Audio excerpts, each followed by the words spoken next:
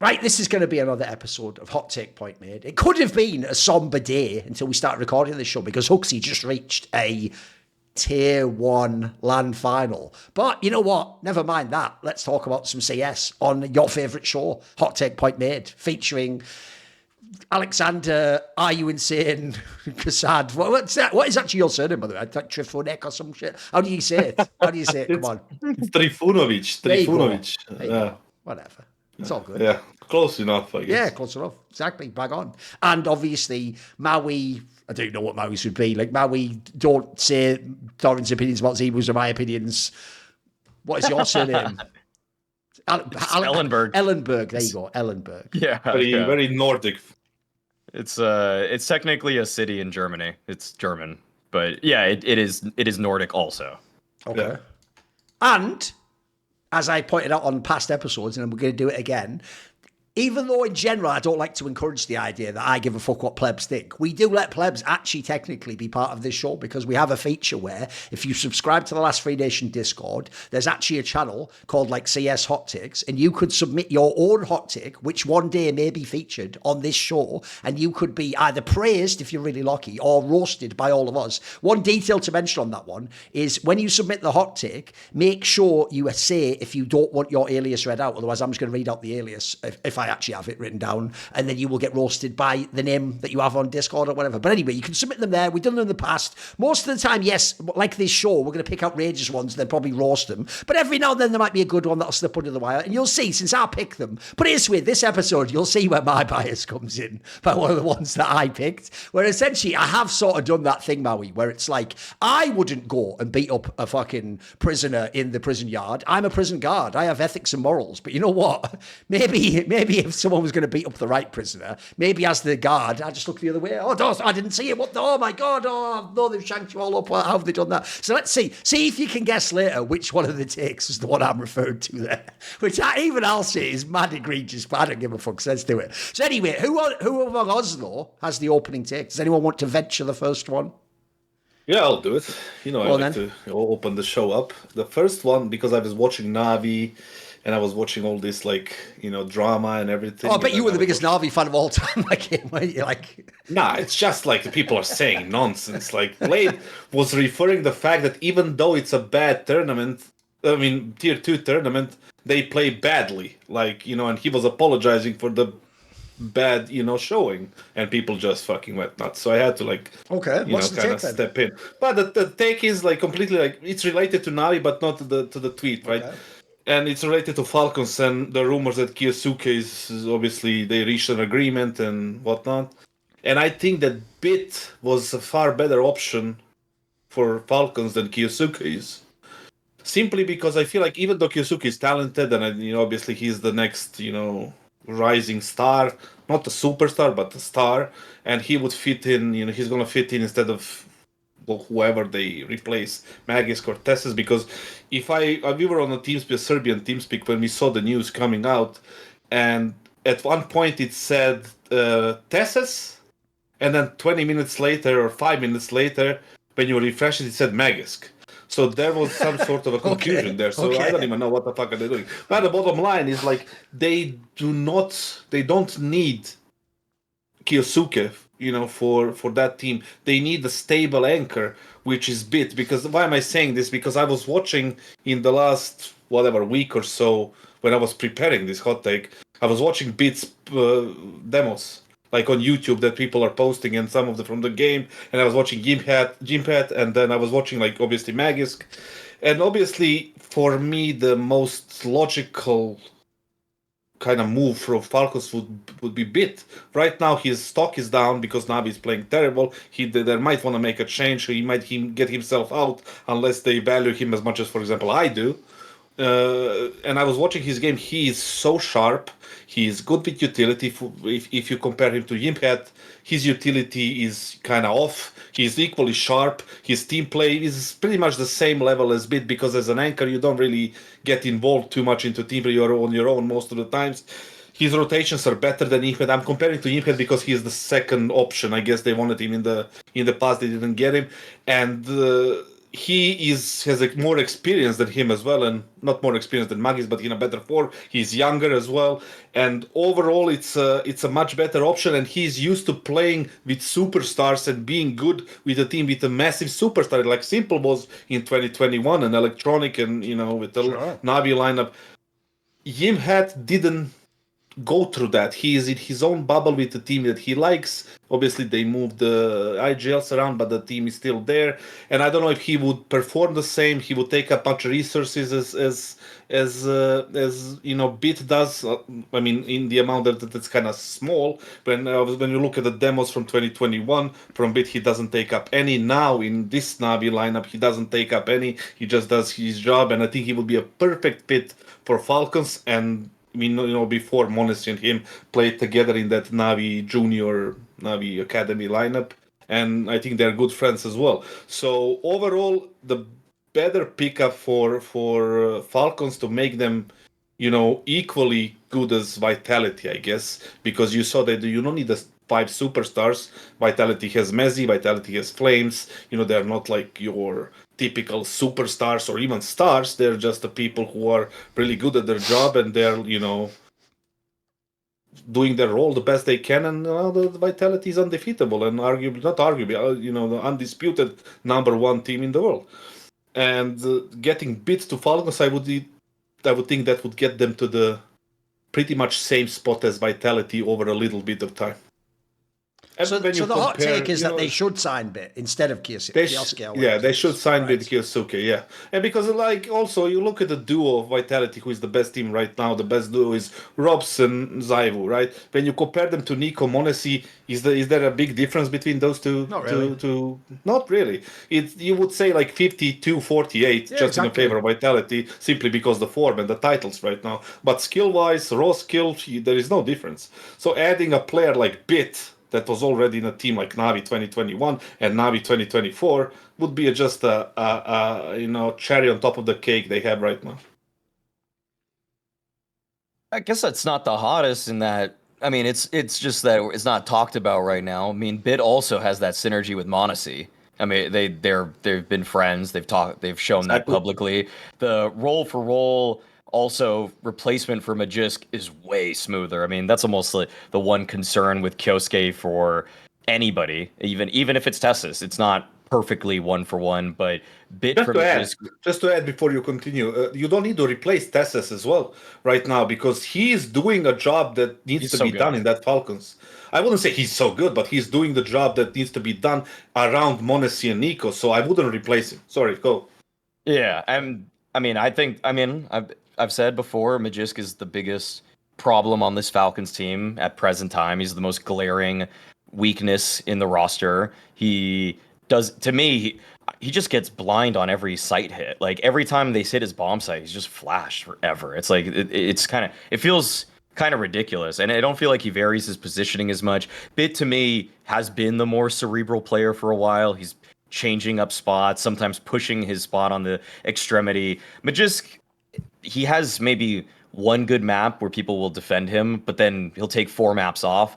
Bit's on way more often. I mean, and if you looked at the demos already also about Bit over Yimpat, I would have made the case that he was I don't see anyone that's really a better ranker right now. I mean, other than maybe Rops. Like Rops and Bit got to be 1 and 2, and that's what Falcons need to really level up. Because Magisk, I don't even know where I'd put him right now. I don't even know if he's a top 15 anchor in the world. That's how low he's fallen for me. So, Bit, yeah, obviously in terms of positioning, in terms of fit culturally too, this guy would be the guy. I mean, also I feel like he could probably slot right into a kicksand system, which I even doubt is as intensive as a Blade and Alexi B system.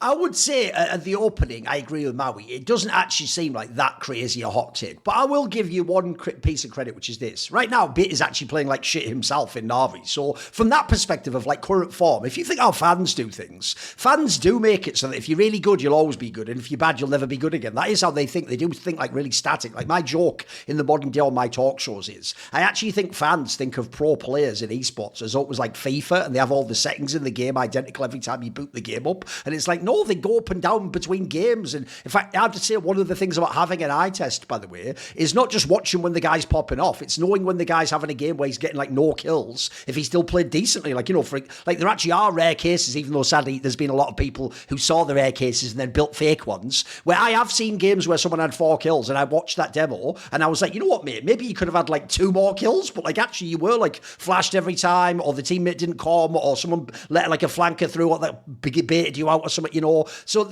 you can have that. But the thing is, the reason why I think it's not a bad hot take, but it's just not a very strong one, so it's a good starter, is because basically this is a take that like people who are coaches and analysts will make that maybe a fan wouldn't. Because to a fan, you definitely just do the kyousuke one because it's like, oh my god, it's Donk too, and you have Donk on your team. Or the other one is you do the Yimfat one because it's like, but Yimfat's the best in that role, because that's been the narrative of the last year, hasn't it? And by the way, as of today, Yimfat is better at that role, but the difference is Bit's actual ceiling, I think, is much higher than what Yimfat's was, especially because, unlike Yimfat, he's actually done it all at the majors. I don't have a like, but will he make it in the major final? I think I already know how Bit plays in the major final. I know he plays in all scenarios. So I actually think I actually do agree, because I think this would be a better pickup. Because first of all, to me, another reason why as well, by the way, is like what you said at the end there, which is, even though I do notice I also noticed they mixed up the messaging there, where initially it was like they're going to get kyousuke, but then it was still like, but still instead of Tesses, because it's like roll for roll what you'd expect, right? I do notice now magically all those reports seem to say it's going to be Magisk instead.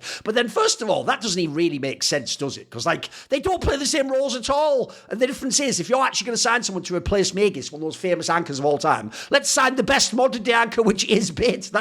It's a slam dunk, that one. I think that one makes perfect sense. And as you say, it actually means you don't even have to do another move. You can just hold off and let Tesses play for a while. Like, yes, absolutely. He is fine. Here's my problem with that move, right? I actually think I go the other way. If my only option is it has to be kyousuke, then I actually do think it would have been mad to then replace Magisk somehow. It's like someone's going to get fucked. Even if Tesses stays, maybe he gets fucked on his role. But if you're actually saying we're going to just keep Tesses and replace Magisk, that actually might be enough to be number one. Because my discussion now would be about being number one. Before, I actually thought Magisk could have stayed as long as it was the Dexter lineup, because there were so many other problems in that team that he wasn't like the one thing holding you back from winning. So that would have been like a good enough team where he was okay enough to play at that level. The second m0NESY joined, in my opinion, you had to always remove Magisk. Like, it was just immediately obvious it wasn't teammates. He just isn't that good anymore, guys. Like, unfortunately, I have never seen the form from him since he left Vitality in CSGO. I just haven't. I've never seen it ever in CS2. And then, as you say, if you're going to add an anchor player, mate, like, there is no better player in CS2 for the whole time we've had it than Bit for that role. Like, he would also, even, by the way, he even literally plays some of the same spots. Like, that would have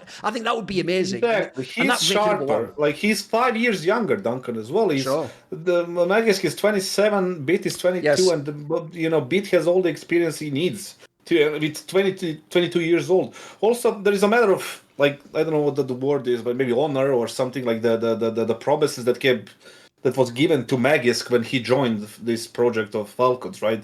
Back from Vitality. And then there was like, we couldn't get Nico, we couldn't get this, we couldn't get that, we were struggling. And then finally they get Nico, start playing good, and now you're off. So it does leaves like a bad taste if you are, Falcons towards that player. But on the other hand, it's a performance-based industry. If you're not performing, absolutely, there is no way we can keep you, because it's a business. At the end of the day, we want to win. We want to be the best team. We paid all this much money. This is what needs to happen. Thank you, and see you later. So problem with that, though, is you can say the exact same thing about Snappy, about Zonic. They all didn't get what they were promised either. They didn't get the Nico lineup. They didn't get the roster. So, but I agree with you, kassad. At the end of the day, you don't pay people for like what I promised you 2 years ago. I pay you for what you did in the service. So you can't do it now. Exactly. If I spend $1 million on some pious or whatever the fuck the price was, like, you can't give me that here and expect me to say like nothing happened. And here's the other thing. The reason why I think this move is a slam dunk and isn't that hard to take is because I just think this would just be a pure upgrade that would immediately give you a chance to actually be number one and beat Vitality. Not as in just like beat them one time, actually battle them. Whereas here's what I would do, kassad. You could still do the kyousuke move, just wait a season. Try this one. If this lineup's enough, you don't need to. But I'll tell you what, if this lineup still loses, let's say 3 out of 4 times to Vitality, then you just do the kyousuke move and you'll have a conscience clear. Tessus had his chance. You ride the roster. You try the big up. I think that would just make more sense. So I'm with you. I agree. I think it's a good take. All right. Next. I'm going to go now. because I've got one that's very topical right now. And it is technically sort of a hater take, but it's based in real analysis. And actually, I think people will agree with the analysis, they just might not agree with the take. So if you're watching people who are making these runs in these tournaments, especially, by the way, it's most notably in these PGLs, some of the teams that are making semis where you're thinking, what? And it's getting them all like credit that maybe like they don't deserve. I'll tell you what my biggest problem right now is. I don't think it has ever existed in Counter-Strike ever a scenario like this, where my take is this. Aurora, former Eternal Fire, and MongolZ are literally just boosting the 3 or 4 teams below them, above them in the rankings every time a playoff arrives. But they're not actually better. Now, I know that'll sound mad, because typically in Counter-Strike and sports, the way we actually judge how good you are is how you play under pressure. But I think this is a rare exception, because, by the way, you can't even do the whole, but Thorin, we had this with MOUZ last year. I always used to say this. That was the stupidest take of all time. MOUZ is like heroic, guys. Their problem isn't that they lose every playoffs, is that they lose to the big dog in all the playoffs. That's the issue. It's that if you put them against like the top 3 teams in the world, then they'll always lose the semi, even when you know they should on paper have a chance. The map. If you ever put MOUZ, by the way, like if you'd have put MOUZ against like that SAW team that made that run at Cologne, they'd have fucking murked them. They wouldn't have lost to them. The difference is Aurora and MongolZ can lose to literally everyone, including each other each time, by the way. Like,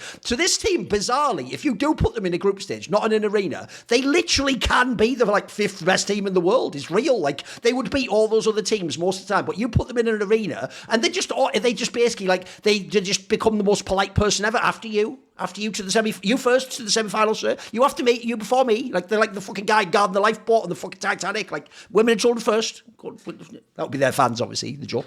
No, but it's fucking insane, mate. So I'm not even doing this as a pure hater. I actually think it's making teams like, obviously at the moment you've got certain squads that I don't play. Some of those squads are just getting runs off this, mate. I even think you can argue in the past teams like fucking, it even boosted FaZe at one of those PGLs. They probably didn't deserve to win that themselves. Like, what do you think on this one? Because obviously people are going to hate it, but like, I make the clear distinction. This isn't like TSM and Astralis used to choke. They choked on a very different level. Like, that was like they just couldn't do their best in the playoffs. These two teams look like they get like half as good in the playoffs. It's nuts. Yeah, they're just group stage merchants at this point. Right? I've never seen anything like it. We got 2 of them at the same time. And by the way, and when they face each other, it's like... Here's what's sad as well. Of the 2, the one I give the most space is the MongolZ one, because they're so young. Like, their average age is 19, guys, if you don't know their team, like 90.8 years. The Aurora one, I don't even know what the excuse is for. They've had a million chances now. Like, what are we waiting for? And also, look at MongolZ. Like, you cannot really slam them. Obviously, they're not a tier 1 team. Aurora is not a tier 1 team. As long as they keep losing like this, and they're not really going to be like considered as a tier 1 team, right? They are tier 1, but they're not elite. 4. They're not elite. Put it out there, right? They're not elite, yeah. Or tier 1. Fuck elite. Tier 1. Like, there's 4 teams. Like what? Vitality? No one in the world uses that for tier 1, kassad. No one else uses top 4 to be. Everyone by top 10. They usually mean top 10 or top 14 or something. You know, don't they? Am I wrong on this? S tier. You mean like S? Yeah, no, I mean tier 1. Tier 1. Do you mean S tier? Like, S tier. No, I don't mean S tier. I mean tier 1. Like, you know what's sad, Maui? Why are you speaking in... Do you know what's sad? I literally knew he would buckle against that, because if you don't know, Maui, S tier is like some sort of like Korean, like StarCraft and League of Legends shit. So I knew he'd be... Yeah, I think it's Japanese. Listen, where you bloody we are and shit. I knew he'd come with that anyway. These weebs. The bottom line is the bottom line is like if they keep losing, in these playoffs, against these teams that they're supposed to win. Like, they are not going to be considered tier 1 or S tier or elite or whatever the fuck you call them. Like, you can't consider them. Like, it's not a thing. You are right. I would even put FaZe in that category. Like, of this, like, obviously, before they get simple, that's okay. Yeah. No, even now. No. But the thing is, like, they're boosting other teams to semis because people see, FaZe. Yeah. You beat FaZe, you're all of a sudden something great. You're not, because NAVI is in the same spot right now. They're playing terrible. Yeah, true. Like, it's not that hard to beat NAVI if you're most of these teams. But when you beat it to the fans, it looks like you beat the fucking god of everything. Like, you just become like instantly better in their eyes, get some sort of crazy credit, but there is an amount of credit that you will get for these teams in reality, in the real world. Like, it's just not that great, especially in these PGL events, right? So, go back to the MongolZ. Like, for me, they have it a little bit harder than other teams, because MongolZ, you know where they live. Mongolia is like so far away. They have to go back. They have to go here. They have to play in Europe to keep up with the other teams. You have to also sign Mongolian players. Exactly. You have to sign Mongolian players to make it work. You have to find them somewhere. And like I said, the schedule is tight for them. They have to go back and forth. And we all know that it's not always the easiest. So when they lose this, it's kind of justifiable at some point. But as long as they kind of make their form peak at the biggest events they need to play, like Major that's coming, or Dallas, or whatever, like this big not Katowice, but like Cologne that's coming, and like all this massive, the most prestigious event. If something like this happens once or twice or 3 times in the PGL events, which are obviously not tier 1 events, like I can understand that happening. But for Aurora, I don't know. Like for them, they have all the space. They have moved to another organization, probably, but because of financial reasons, I would assume. There's nothing else that would, make them change the environment. They have everything, obviously, they needed right now. They are invited to every event, and they are choking most of the quarterfinals they're, supposed to win. And it keeps happening. So you have to ask, like, what's wrong with us right now? Like, are we just is this our ceiling? Do we need to get another player instead of somebody? Is there another player in Turkey that can, lift us to another level? What do we need to do to kind of overcome? You said it nicely when you compared it MOUZ to Thorin. Like, you put against MOUZ, against MOUZ, it's 2-0. No questions asked. They're just gonna run them over because MOUZ is that type of a team. They will lose to Vitality. They will lose to Falcons right now, and Spirit probably, but they will just kill everyone else in the process because they're type of a team. They have those type of players, and they have been through that ordeal of losing games and like losing in the playoffs. And obviously they came from the academy team, most of them, and they know each other, and that's why they're having it easy against these teams, but they obviously struggle against the top dogs or the elite tier S, whatever.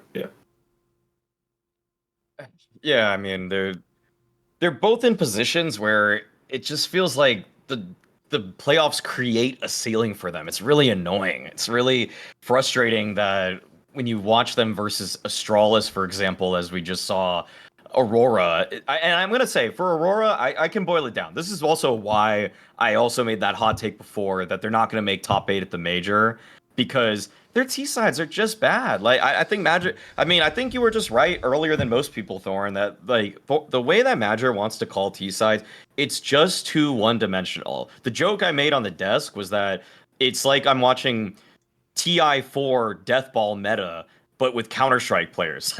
Like what are you gonna buy next? Like Vlad's and Helm of Dominator and fucking Mechanism? Like they're just trying to bundle up, and they're just trying to group up and hit a site. Like they don't have a plan B. They don't have a lurker almost ever. They're the team that I see, and it's like, wow, if the other team decides to push right now on the other side of the map, you will just get flanked. And that's what Astralis did today. Astralis did not lose a single CT round on CT side nuke. Like, they went 9-0 because they were just active. Stown was active. The players at ramp were active. The people at lobby or at A were active. On train also, which was like a kind of a surprise third map because Aurora let it through at the very end. They got 3 rounds on their T side. Like, they just get flanked. They're too one-dimensional. They're not like it almost feels like if I see a team take map control in a spot, like let's say it's Banana on Inferno. A lot of teams nowadays, I'd say you take Banana on Inferno, you're probably going to be like 70% of the time. For Aurora, he's pumping that up to like 90%. Like it just feels so obvious when Major gets space that he just goes for the easy route. And I think that I think that gives you a pretty high floor because you're not creating failure points in the rest of the round. It's a way to shore up your T side to negate potential losses as you try to reclaim map control. But this is kind of why back in 2018, 2019, so many teams had a more balanced way of playing Counter-Strike where they would take Banana, then they would take Bracket, and then now that they have both, and they would have apps in the beginning of the round. They would go for something, yeah. Yeah, and then they would take all these points of map control, then it opened up the map for them. But a lot of teams kind of shortened that, and I think Hooksy's honestly very responsible for it. Like, I think Hooksy on G2. Okay, all right. That G2 was the one that kind of like was like, we're taking Banana, we're just gonna hit B all the time. Like Nico take B, Nico take Banana. Okay, now we take B. But I think Major just took that was Nico go kill though. That was the one time the strat really was Nico go kill though. Like, and that's why it worked for G2. It was really great. Yeah, it was the best strat in the world on Inferno. True. Yeah, Yeah, it worked great. for G2 because they had the best banana guy in the world. Yes. Like I can't complain about that. So it was practical for them, but Major needs to realize, one, his sight hits are not as explosive as G2's were back in that time, and two, you just are gonna get flanked. Like, people understand now what they're doing, and that's why they so consistently make playoffs. But as soon as a team targets them and does any level of anti-stratting, it just falls apart. Like, they need to use Jota as a lurker a little bit more. They need to trust Wycadia to lurk a little bit harder. Like, they just need people who can maintain space on their side of the map. Like, just think about it like this: there's no T side ROPS equivalent or even remotely equivalent on Aurora. No. I'm not saying they need to be as good as him, but even someone that just is known to be on that other side doesn't exist. By the It's just way, because they're playing in the wrong meta. They're playing in the wrong meta right now. Like, they are playing in the... I think you explained it nicely. Like, they're just, we're gonna hit this, we're gonna take this space, and we're gonna do this, and then we're gonna fucking finish the round. Yeah, it's not 2016 anymore. You need to be a little bit quicker, and they have the quality that other teams, they don't have. They are sharp as fuck, right? Most of them.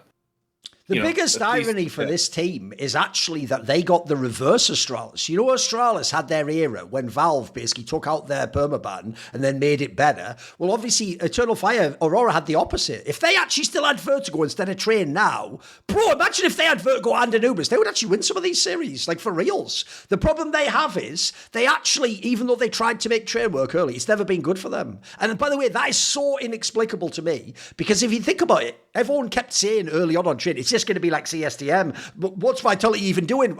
Go watch what they're doing, mate. They're not just fucking out shooting people. Like, Eternal Fire can't make that map work, Aurora. Whereas I'll tell you what, this is why Maui, I actually had that take, because you know, back when almost the only map they were really good on, before we had Anubis like really get taken over by them, they used to only be really good on Vertigo. And bro, that map is what you just described. You don't have any lurking, do you? It's just fucking all hit the site at a certain timing, fight for space, and just keep going forwards. And by the way, it's even why it makes perfect sense to go on Anubis. When they just mass hit a site, it's really hard with really skilled aimers that run in and shoot you there to fucking hold the site. Like, it makes perfect sense. But how were you? If you put them on some of the other maps out there, like, there's a reason why they've never ever had like an insane Mirage win streak. You'd think Mirage would be sick on that map. They're so up and down, mate. They're so coin flippy on that map.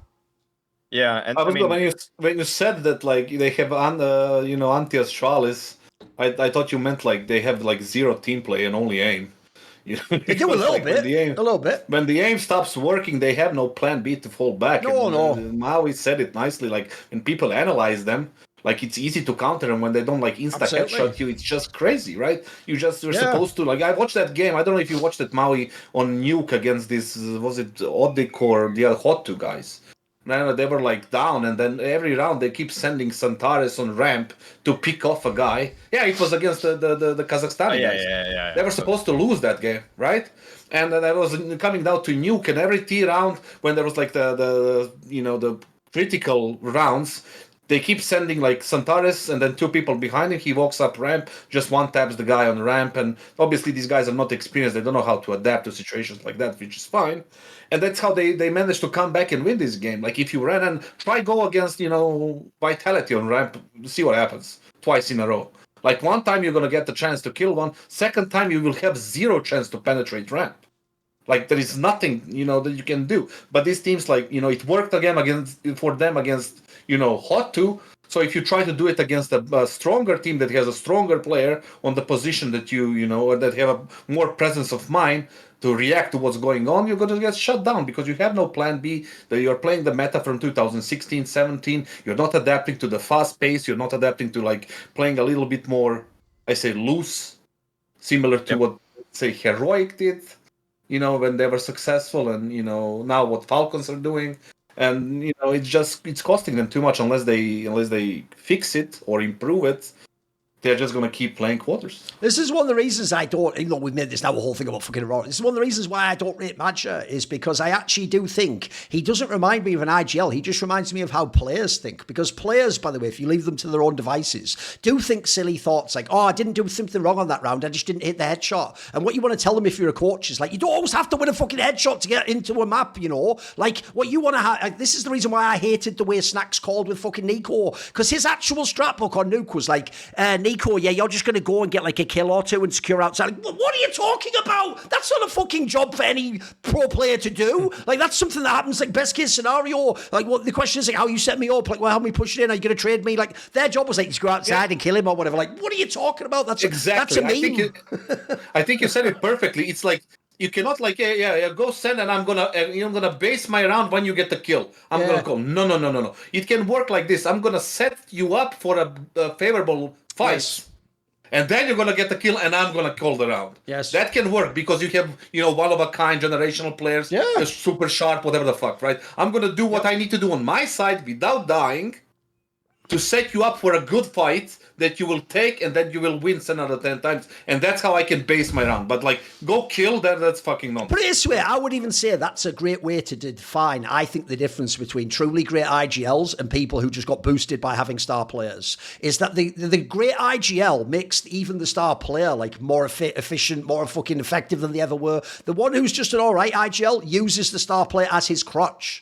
He just uses that guy to prop him up. Because I'm with you. Like, if I'm Xantares, I'm not just writing a million I'm sorry tweets about not hitting a shot. Like, bro, why do I have to drop 30 every game for us to win? You know what I mean? Like, that's not a reasonable I used to say that about ZywOo back in Vitality back in the day. Like, I might think he like choked a game, but he also shouldn't have to drop 25 every fucking game to have a chance to win. Like, that's unreasonable. Anyway, let's go on.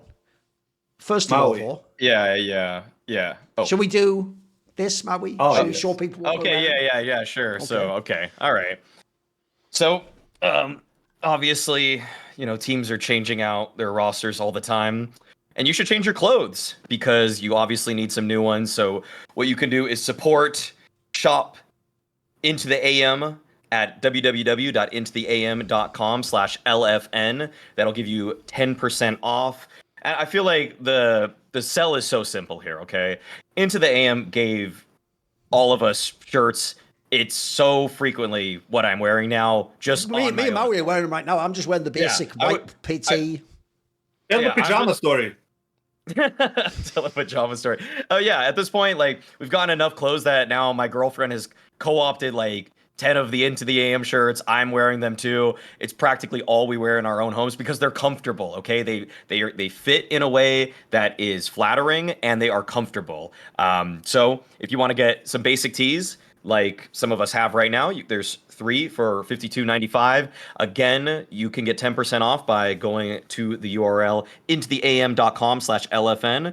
And also, many items are 70%, or items actually are on sale because of the Memorial Day sale until June 1st. So be sure to try to get in on that action as they have just a lot of good tees. I've actually worn their tank tops at this point to go to the gym. Like, this stuff is just great gym wear. And it's also just stuff if you want to wear, like, you could get the graphic tees, which we've worn in the past.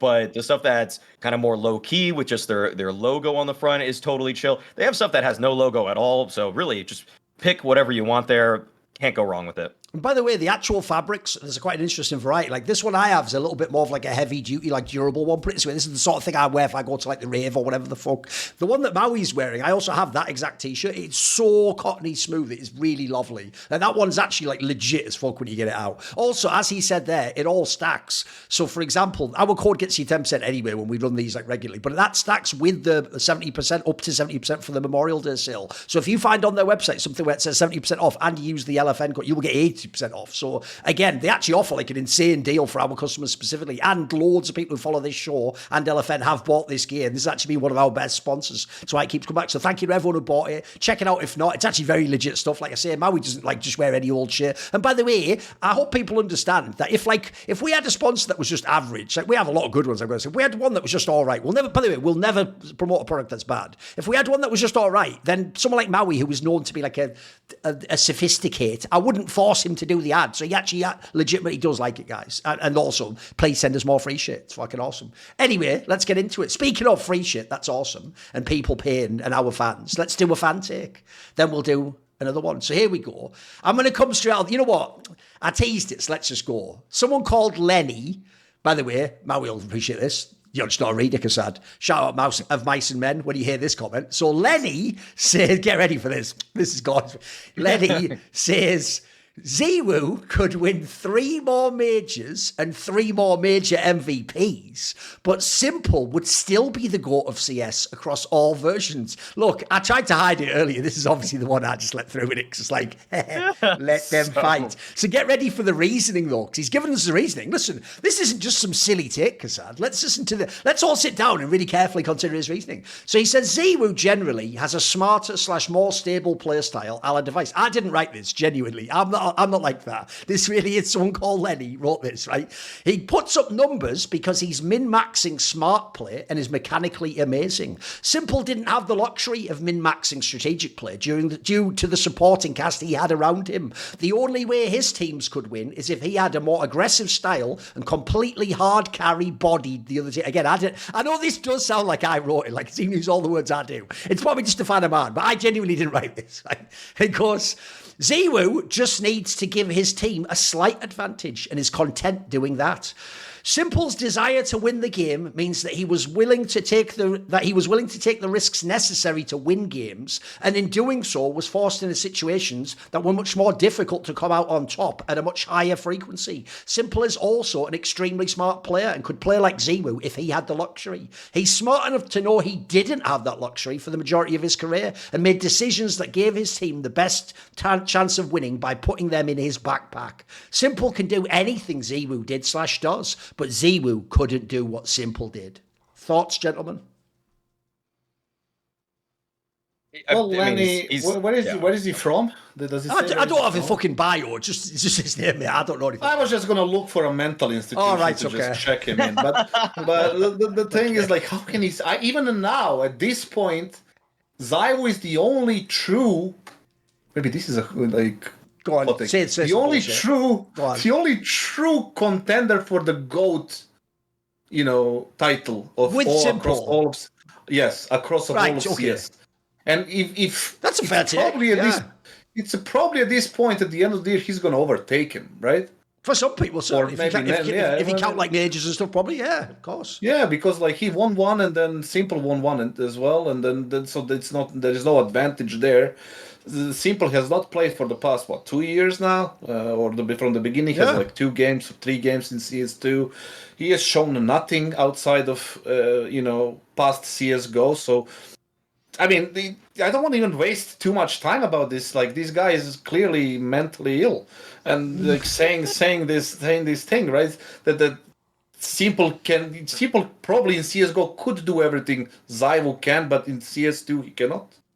Unless he proves us wrong, but there is nothing to base or put Simple in a top 100 as well. Players right now.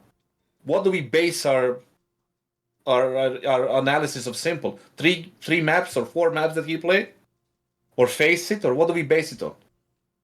Let's see a couple of events and then rank him. Right now he's not even ranked at all. Let alone that he can threaten ZywOo or anybody else, right? In any kind of aspect of the game. So Lenny, meds. What Kassad should have said is, Lenny, I'm gonna pull the trigger. Exactly. Yeah. That take is.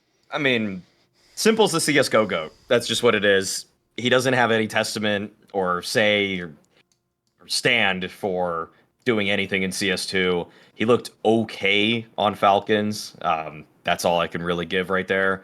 Yeah, Simple hasn't shown us anything that says he's, like Kassad said, a top 100 player in CS2. To me, that's still not the conversation. I mean, the CS GOAT still lies with Simple because the eye test still says, to me, he's better. He did a harder carry job with the style of play that he went for. And it's a different style than ZywOo's, okay? ZywOo obviously plays what I would consider the most flawless style, but that doesn't necessarily mean it can take over games in the same fashion that Simple ever did. If Lenny sees ZywOo win 3 majors and MVPs, though, and eventually ZywOo is going to run into good competition. You can't Paris major your way through 4 of your major wins. That's too far at that point. The numbers test is not really the end all be all for me, which is why there's even a debate between Kerrigan and Glaive as the GOAT absolutely. IGL. But it's that because there would just be no conversation if 4 greater than 1. But there is a conversation because Dupree's not greater than Nico, even though 5 greater than 0. So but the thing is with ZywOo and Simple, it is basically a stylistic argument that still is holding Simple, in my eyes, in higher regard than ZywOo, just for the way he took over games, the way he had to carry teams, the way he broke the game in terms of making plays that nobody else would ever make. ZywOo's just making the play that everybody should make, but he's doing it a little bit faster than other people. But Simple would sometimes bring back around that's just purely impossible. Like it's not even punishing a mistake. It's like the things that Simple did, and another way to describe it, as we've tried so many times, is that he would basically force the opponent to miss. Like he's making positional choices that is saying you will miss your shot, and it's such a bold positional choice. Like he'll stand in a spot where he is easily going to be peaked by 2 angles, and it's almost like he knows one of them will basically miss him. Like he's praying that somebody's going to miss, and that's why he's taking risks that ZywOo just wouldn't. ZywOo just wouldn't let himself be in those kinds of situations. But I mean, if ZywOo had 4 majors, 4 major MVPs, is beating the likes of teams like Falcons consistently, and he's the best player in the server in these matches, I'm going to give it to him eventually. Like I just will. It has to be done. Yeah. My problem with this topic is, like, the part I like is, I do agree with the general sentiment that it's not about how many trophies ZywOo wins. That's nothing to do with it. In the same way as Maui just made the obvious point there, not a single person actually thinks Dupree was the GOAT of CSGO. No, in fact, you know what? That's a rare example of where we don't even do what I say we should do, which is accomplishment alone should get him in the conversation. But he would be the first name eliminated. Like, people might eliminate Device for ads. They would eliminate Dupree instantly, because if you just look at what he did in his team and what he was expected to do and who else he had in his squad, he wins the 5. I mean, he wins the 5th one because he goes to Vitality, by the way. It has nothing to do with what he did in Astralis even. So, in the same sense, I agree with you. I also noticed, yeah, you're right. I've never heard a single person even posit the hot take. It would actually be a great hot take for a show like this. Why don't we say Dupree is better than Nico at CSGO? I don't know anyone who says that. In fact, don't we all even say to a man, he is the GOAT rifler? And then you have people like Dupree, like, but I have all the majors and a rifle. And it's like, we don't give a fuck, mate. I'm sorry, we are going off eye test and things like raw level of peak play. My problem, by the way, with this whole major one and all trophy discussions is I'm always fair. I've always said this. Like, I said Simple was the GOAT when he had 0 majors. Like, it was never about having the major. Similarly, even though people know I was an enormous Device fanboy, I've never said Device is actually the GOAT of CSGO, even though logically I should want that to be true. And didn't he check every check mark for the accomplishment? Outside the server, he did everything he could want to do. He had the era, the Grand Slam, the majors, all the trophies, all the MVP. He had everything he could want. It's only the online era that got the others even closer with MVPs, by the way. So, but the reason I don't say that is because when I stylistically watch the game and think about what each person's having to do, because I often give this analogy, it's actually a framework I came up with specifically for the NFL, where there's so many factors in an American football game that I found it really whack that people would judge the quarterback by the outcome of the game. But it's like, but he might have the most impact on it, but there's still so many other people in that game have to do their job, including coaches, before you win the game. So what I always thought of was this: you have to think of a quarterback based on what pieces does he have, as in what possibility to perform actions himself, and then who is he playing against in terms of the defense, for example. So essentially the problem there becomes, if a quarterback plays with an amazing defense himself, he doesn't have to be as good on offense himself, does he? Because he doesn't have to do as much. So my problem with this whole discussion, the quick version goes like this: I agree with the general sentiment, I just don't agree with the specifics. Because here's why. I'll make it very simple. I agree with his sentiment that basically Simple had to do things put it this way, say Simple and ZywOo had identical HLTV rating. The way they got that rating would be different. And I do think Simple had to basically gamble on some really crazy route. I've always said this, you guys know that saying. One of my favourite things about Simple was it looked like he never turned a 1v3 down ever, unless he just didn't have a gun. This guy in his brain always thought, I'm getting the first guy, then it's a 1v2, then I kill him, then it's a 1v1. I don't understand that. I don't understand the gambling thing. You're saying it, even the Lenny guy, or Kenny, what was his name? Lenny. That he said it he had to gamble. It's like he had a worse team than ZywOo. No, Simple had a better team than ZywOo. You're doing that thing where you're pretending his entire career was 2021, kassad. It wasn't. No, you don't. No. Didn't he play in Liquid with EliGE? He did, right? He did play in Hellraisers, yes. But look at the players. The early novel. Yeah, but not good. Yeah, the early Navi was not good, but like, was early Vitality that good? You're getting to my point. The irony is, you always tell me not to talk during your segment. You talk during my segment every fucking time, and then you have the goal when I then make another point.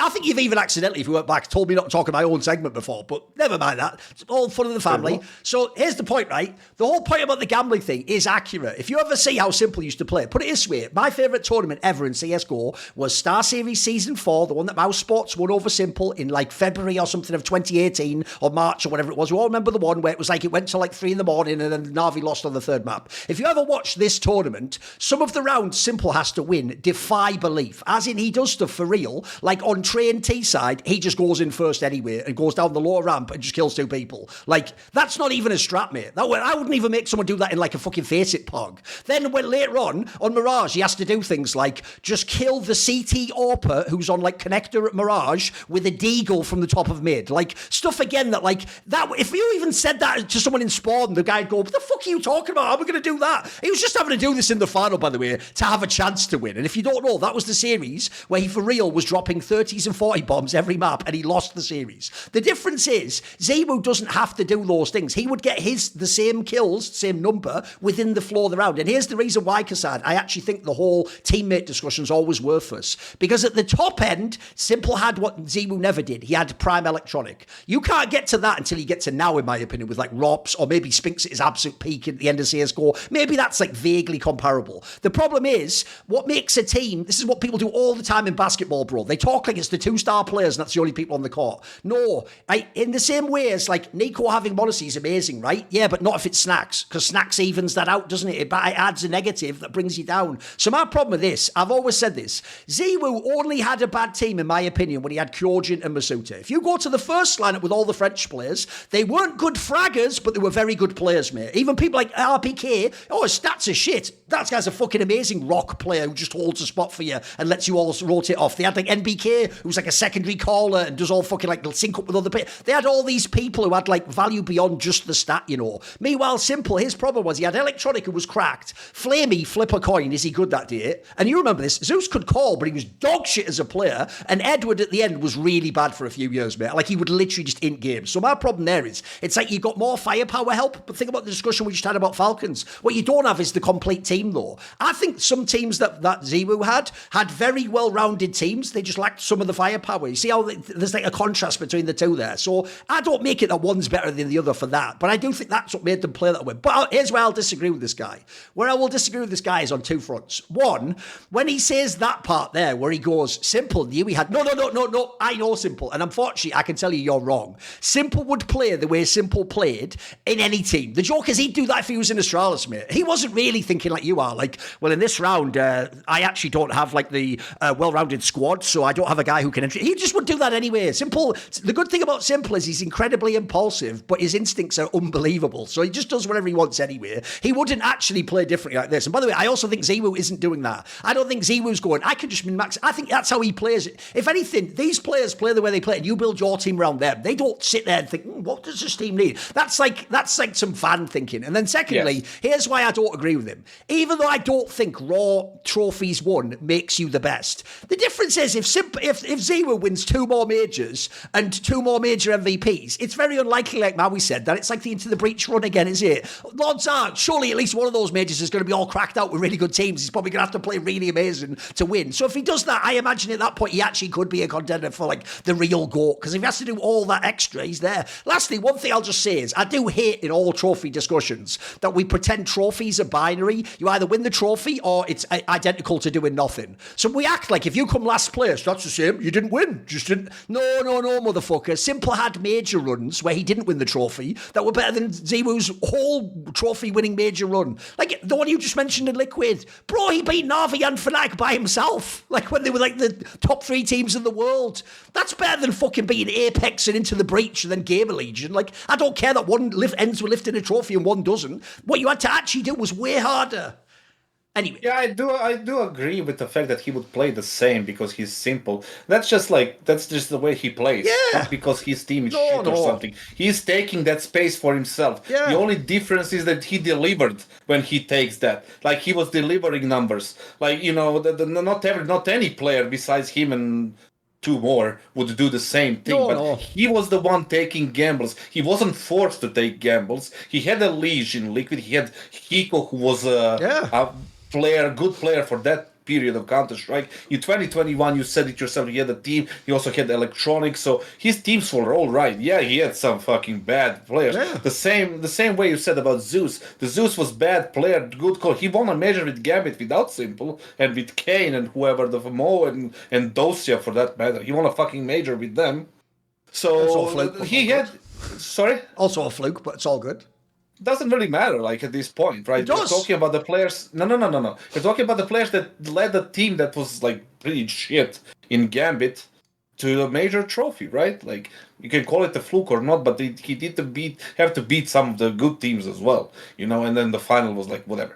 But the thing is, like, for him to go, like, he had to gamble. He didn't have to gamble. No. I told you, that's just a fan, like, telling the fanfic of why the players play that way. Trophies against the trophies against the, quality of a player discussion is like crazy to me. Like, we are not talking about like who has the most successful career in terms of trophies. We're talking about who is the better player. Yeah. I'll give you examples in different fucking sports. In basketball would be Karl Malone.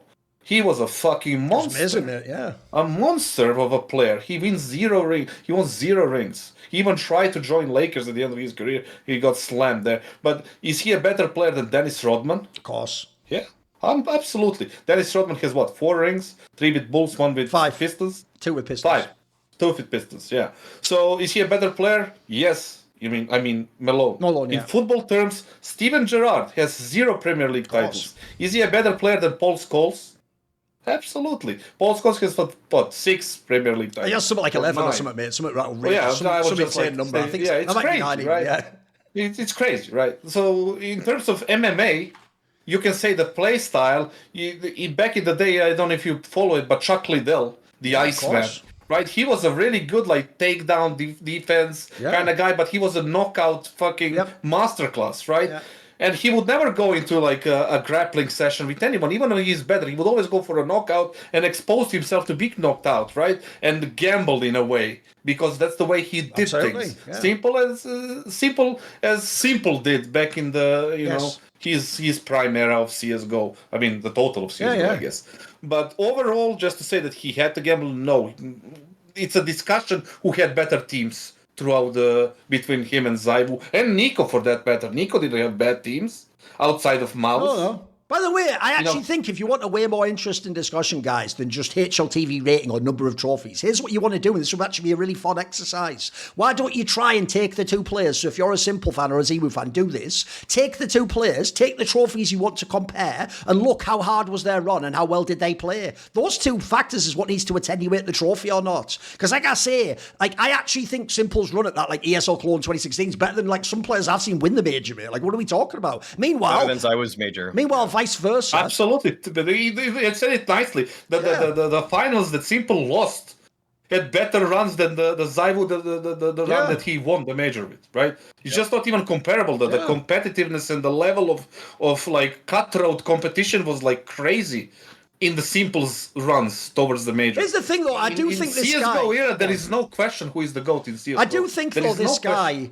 did get one thing right, though, which is one thing he was sort of touching on is he is trying to look at like how their personality is different. He's right in that sense. Like, put it this way. Here's the reason why I favour these players. I do think if you look at players like Simple and Nico, their default is, I'm going to be the star and carry the game, and then you convince them, or maturity convinces them, be more of a team player. People like Device and ZywOo, by default, they're the team player, if you know what I mean. They're not the guy who's like, hey, put me first. Like, I can tell you, Device literally, I've told the story many times, he literally told me I'm not the star player for TSM. Like, stop saying that. Like, KGB's as good as me, Dupree's as good. Like, I used to tell him, you're wrong, but that was it. I think ZywOo's the same way. Basically, if ZywOo and Device were born with half the skill, they'd have probably just been like a fucking normal rifler, you know what I mean? Not even tried this shit.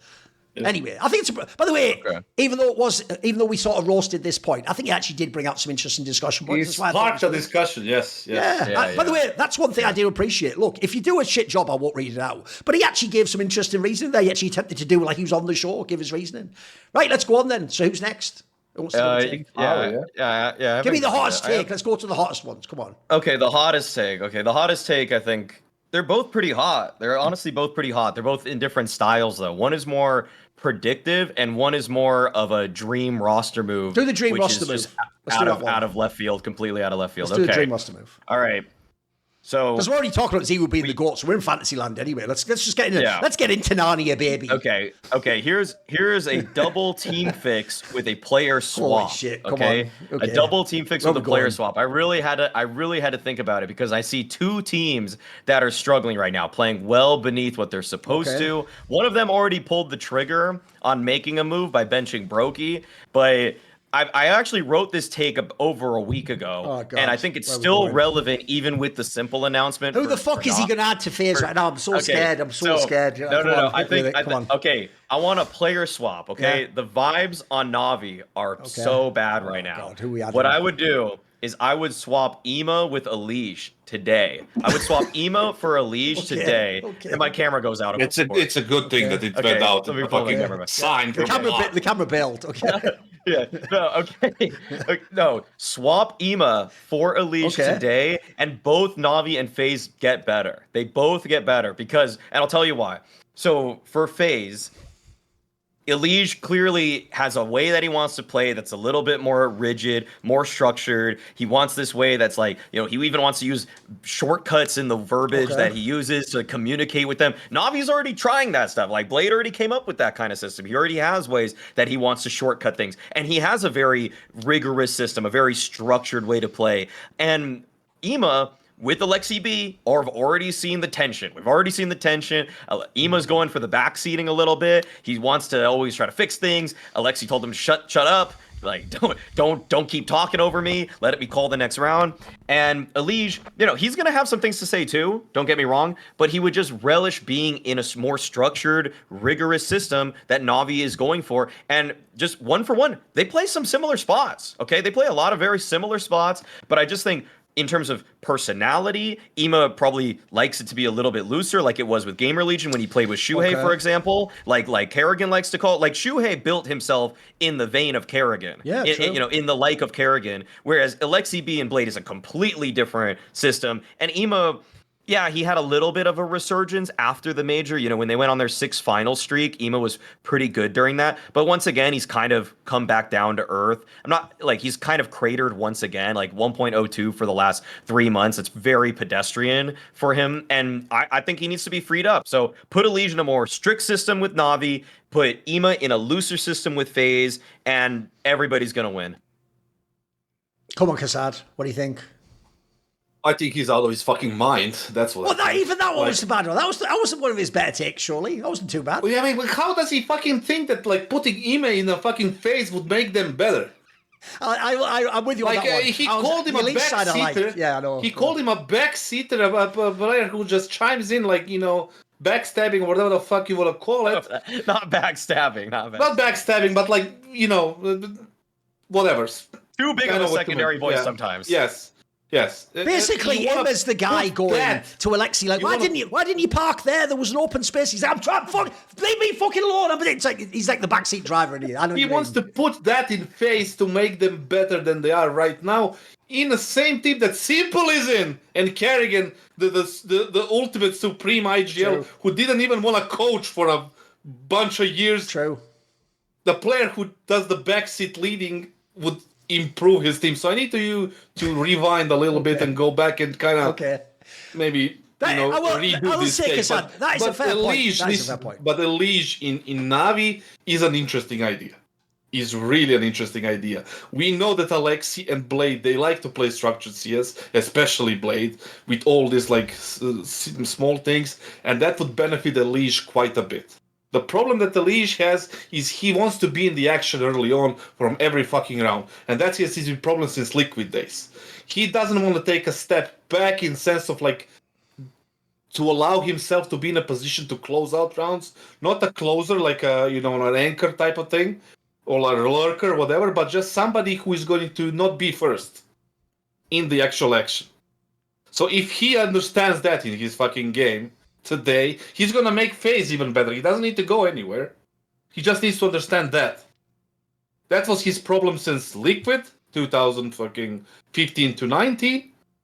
In complexity, I don't even want to count. That wasn't even a real team. And now that he had a chance to work in a different area. I mean, he obviously knew that how Kerrigan likes to play. Like, everybody knows how he likes to play. He has strats, he has, like, things, but it's more so loose. It's more so, like, default-based Counter-Strike. And we all know that EliGE has to have everything, like, structured and organized. Even if it's a default, it needs to be organized with, like, 6 different finishers and, like, all these scenarios. That's not the way Kerrigan does it. And they knew that before he joined. So they had but they were under this, like, fucking fake impression that some things are going to get, like, magically better once you implement EliGE into the game. It's not. It doesn't work that way. So if EliGE needs to look at himself first before he tries to change a team, or before we try to change a team for him. And Ime, in any team that's not worse than NAVI now, is just a waste of transfer. Like, he needs to downgrade to kind of get his game up. He doesn't need to upgrade. He doesn't need to go to a big name team. He needs to go down a little bit and then, try to build himself up. If he's the player that we saw on the camera, like the player that does a lot of back talking and, like, little comments after the round or little this and that, that's annoying as fuck. I know exactly what happened in that Alexi round, because Alexi was probably sick of the fucking little comments that he was constantly making, that even when he creates a positive comment that's like, hey, let me take the first spawn, he was like, fucking shut the fuck up already and stop commenting after every round and just fucking play, which is absolutely reasonable thing to say, and it should be said by the IGL and no one else. So yeah, your point is... The problem I have with this take is I agree with Kassad. The issue is you overcooked because you tried to make it seem reasonable as to why, like, Ima's leaving and made the... If you'd just made it, EliGE should just go to NAVI. I think that's a banger take, actually. Even though, by the way, since some people... This is why it's genius that Chad on Snake and Batter phrased that take like EliGE killed FaZe. Because to everyone who's a dickhead EliGE hater, you actually think that's real. Because you think, he was the last one in and look at the results. Like, the joke is, like, he's after Trozy, he's the best player in the team. Like, in fact, the one thing I said when he joined was, I said, I'm pretty sure Kerrigan will know how to use this guy. And he has used him really well. The issue is, the rest of the team plays like shit. I think I agree with Kassad. Like, on the FaZe side, I'll do it like this very briefly. I think the problem EliGE has is this. EliGE was willing to join and play a slightly different style because he thought he'd win. He thought it'd be like when Twists joined the team and Rops, and they had that superstar year where they won everything, and you don't even have to be like the man totally. You have to just do your job and you get to win. If you think you're going to join a winning team, a lot of players would be willing to give a lot up and sacrifice a lot and change a lot of things. The problem is, if I'd have told you, it's actually going to end up a bit like complexity, mate. You're going to be one of the best players in the team. You're going to lose a lot of the matches, and at the end, you're going to be like, is there more I could do? That's actually a bomber. That's not the reason you joined FaZe Clan. You joined FaZe Clan to sort of like Rops to Vitality. Now, just win everything. It's like time to let's just start tracking trophies and we'll worry about who gets the credit later. On the NAVI side, I've told you this story in the past so I can make it more explicit. I just heard last year that actually in the early part of the year, he literally asked NAVI, can I join Bisky instead of Ima, or can I join your team? Like, I think it was around the player break, which by the way at the time made perfect sense. NAVI, everyone thought maybe it was a fluke, the major. They'd had dog shit. They even lost 2, called themselves at the Pro League right afterwards. That even made sense. So I think, by the way, on the EliGE side, I think it will be a banger move. I've never been a big Ima fan anyway in NAVI. Like, I thought he was good when they had their run in the summer, but even then, it's why I'm not really surprised at that whole thing where they had that, like, potentially Fugazi HLTV MVP, which was all against the Ecos. Like, it's not that he's bad, but my problem is, even when his numbers said he was, this guy was never actually on the EliGE / Frozen / Nico rifler level. Like, that's one of those examples of where HLTV rating lies to you, in my opinion. Like, being part of the team, and by the way, here's another factor people always ignored with Ima. He essentially got to play his best map, Mirage, every single series that NAVI played, pretty much. Like, there was almost no teams banned Mirage back then. So that means every time he plays the series, he's always playing his best CT side. Like, that'll pump the numbers right up. And then if your CT side that you're the best on is connector mid, you are going to get 1 million eco kills. You are going to get 1 million low buy kills. Like, it's actually probably the best spot in the game on CT side to definitely get kills. Hence why, by the way, we have put some of the best players in history, like Nico, in that position every time it's possible. Then I'll just say quickly on the Ima side, I actually do think that would be terrible, by the way, because here's why. Here's my joke. Ima, you call him Ima, he may as well be called fucking Emo if he joins that team, mate. He is going to be so depressed, it will be insane, mate. Because I'm with Kassad. The idea, right, that Kerrigan's going to make some genius 28th round call, and then Simple's going to be like, yeah, and then I'll do, and then Ima's just going to pipe up like, hey guys, I think what we should maybe do is like, shut the fuck up. Like, mate, that... Like, I don't even know which of the two would say it, but it's inevitable, innit? Like, your chances... Like, put it this way, I already think it's brave enough that, like, Carrigan and Simple are going to, like, vibe together. The idea you're going to throw a little Immer in the mix is like, nah. At this point, the only way he could win is if he shut the fuck up and was just a bobblehead on the counter as Carrigan and Simple just drive him to majors. Like, that's the only... He's not doing any of the shit he did now in NAVI. Or, like, I want it to be a secondary court. They wouldn't even tell him that in FaZe. They just go, shut the fuck up and just literally just do what we tell you. That's it. Your job is just don't die. That's your job in this. Probably the literal words they would use. No, I know. Like, exactly. It's not even like over exaggerated. Yeah. Shut the fuck up. No, because you have to realise the thing about Simple is, I've always said this, he was an asshole, but he wasn't wrong. Like, if you've ever seen, Simple's idea of being polite, by the way, is just remove all the cursing. And instead of being like, you fucking stupid bitch, he'd just be like, why did you do it? You do not know what you are doing in this round, and you are not playing correctly. You should just do what I tell you to. He would just really quietly explain it in a really BM manner like that. That would just destroy your whole confidence and your entire self-image of if you can even... Like, the joke is, if you play with Simple, you watch him play and you go, fuck, am I even good at this game? Then he tells you, well, you're not good at that game, and you think you're definitely not good at that game. That's why, to refer to the guy earlier, don't ignore that part too, mate. We can't ignore also that Simple did play a mild role in why people's morale in those teams was destroyed. Like, that is also real too. I don't deny that part. Yeah. You know, like, I do think people like Flamey do play worse if they were Simple. Not just because they're, like, dodgy players, but because you're fucking the pressure of playing with Simple's nuts and knowing that the second you die, he's literally going to be, like, this close to your face, just breathing on you with those fucking eyes that piercing your soul. Like, who fucking handle that? Spoiler, ask NPL. That ain't a nice place to be in, mate. There's a reason why SDY literally was like, if I ever beat you, it's revenge, because he couldn't handle how bad it was to be in NAVI. So anyway, bring it all back. Like, I like the EliGE side.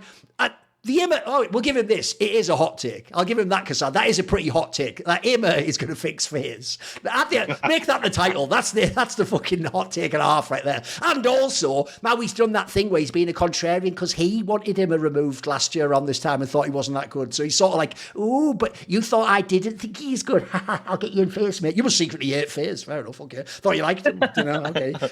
Maybe he's an accelerationist. He wants FaZe to completely change the roster team. Add Immer. Just chuck him in there. Go for it, mate. Okay. Right, I think, by the way, do you have a really hot take, kassad? Do you have a good one? I have a decent one. I have a good one. Give me your best one. The best one? All right. If Ocelote was the fucking G2 CEO, they would have both CS2 Major and a super team that Falcons do. Oh. 100%. Go on, make the case. By the way, it's already a great hot take. Make the case. He wouldn't allow a bunch of shit to happen. Now look at the transfers they made. Like, bunch of transfers. Look at the team they have right now. My sub-take was that G2 is not even a tier 2 team at this point. They won't be a tier 1 till the end of the year. That's a sub-take considering, like... Well, we're going to have to have an intervention about that tier 1 thing. It's going to ruin the whole show. Listen. They are worse than Liquid, and we don't consider Liquid good. They're still top 10, aren't they? Come on. Don't play on their fucking rankings. Like, I'm talking about reality. Fucking They're still a top 10 team. Who? Team Liquid. He's a barely top 10. Yeah, but like... But they're better than G2. Okay. That's what I'm saying. Yeah, I agree with that, yes. Yeah. And if you go man for man, it's like crazy. But the bottom line is like, do you think that if Ocelote was there, this type of lineup would be playing the major for G2?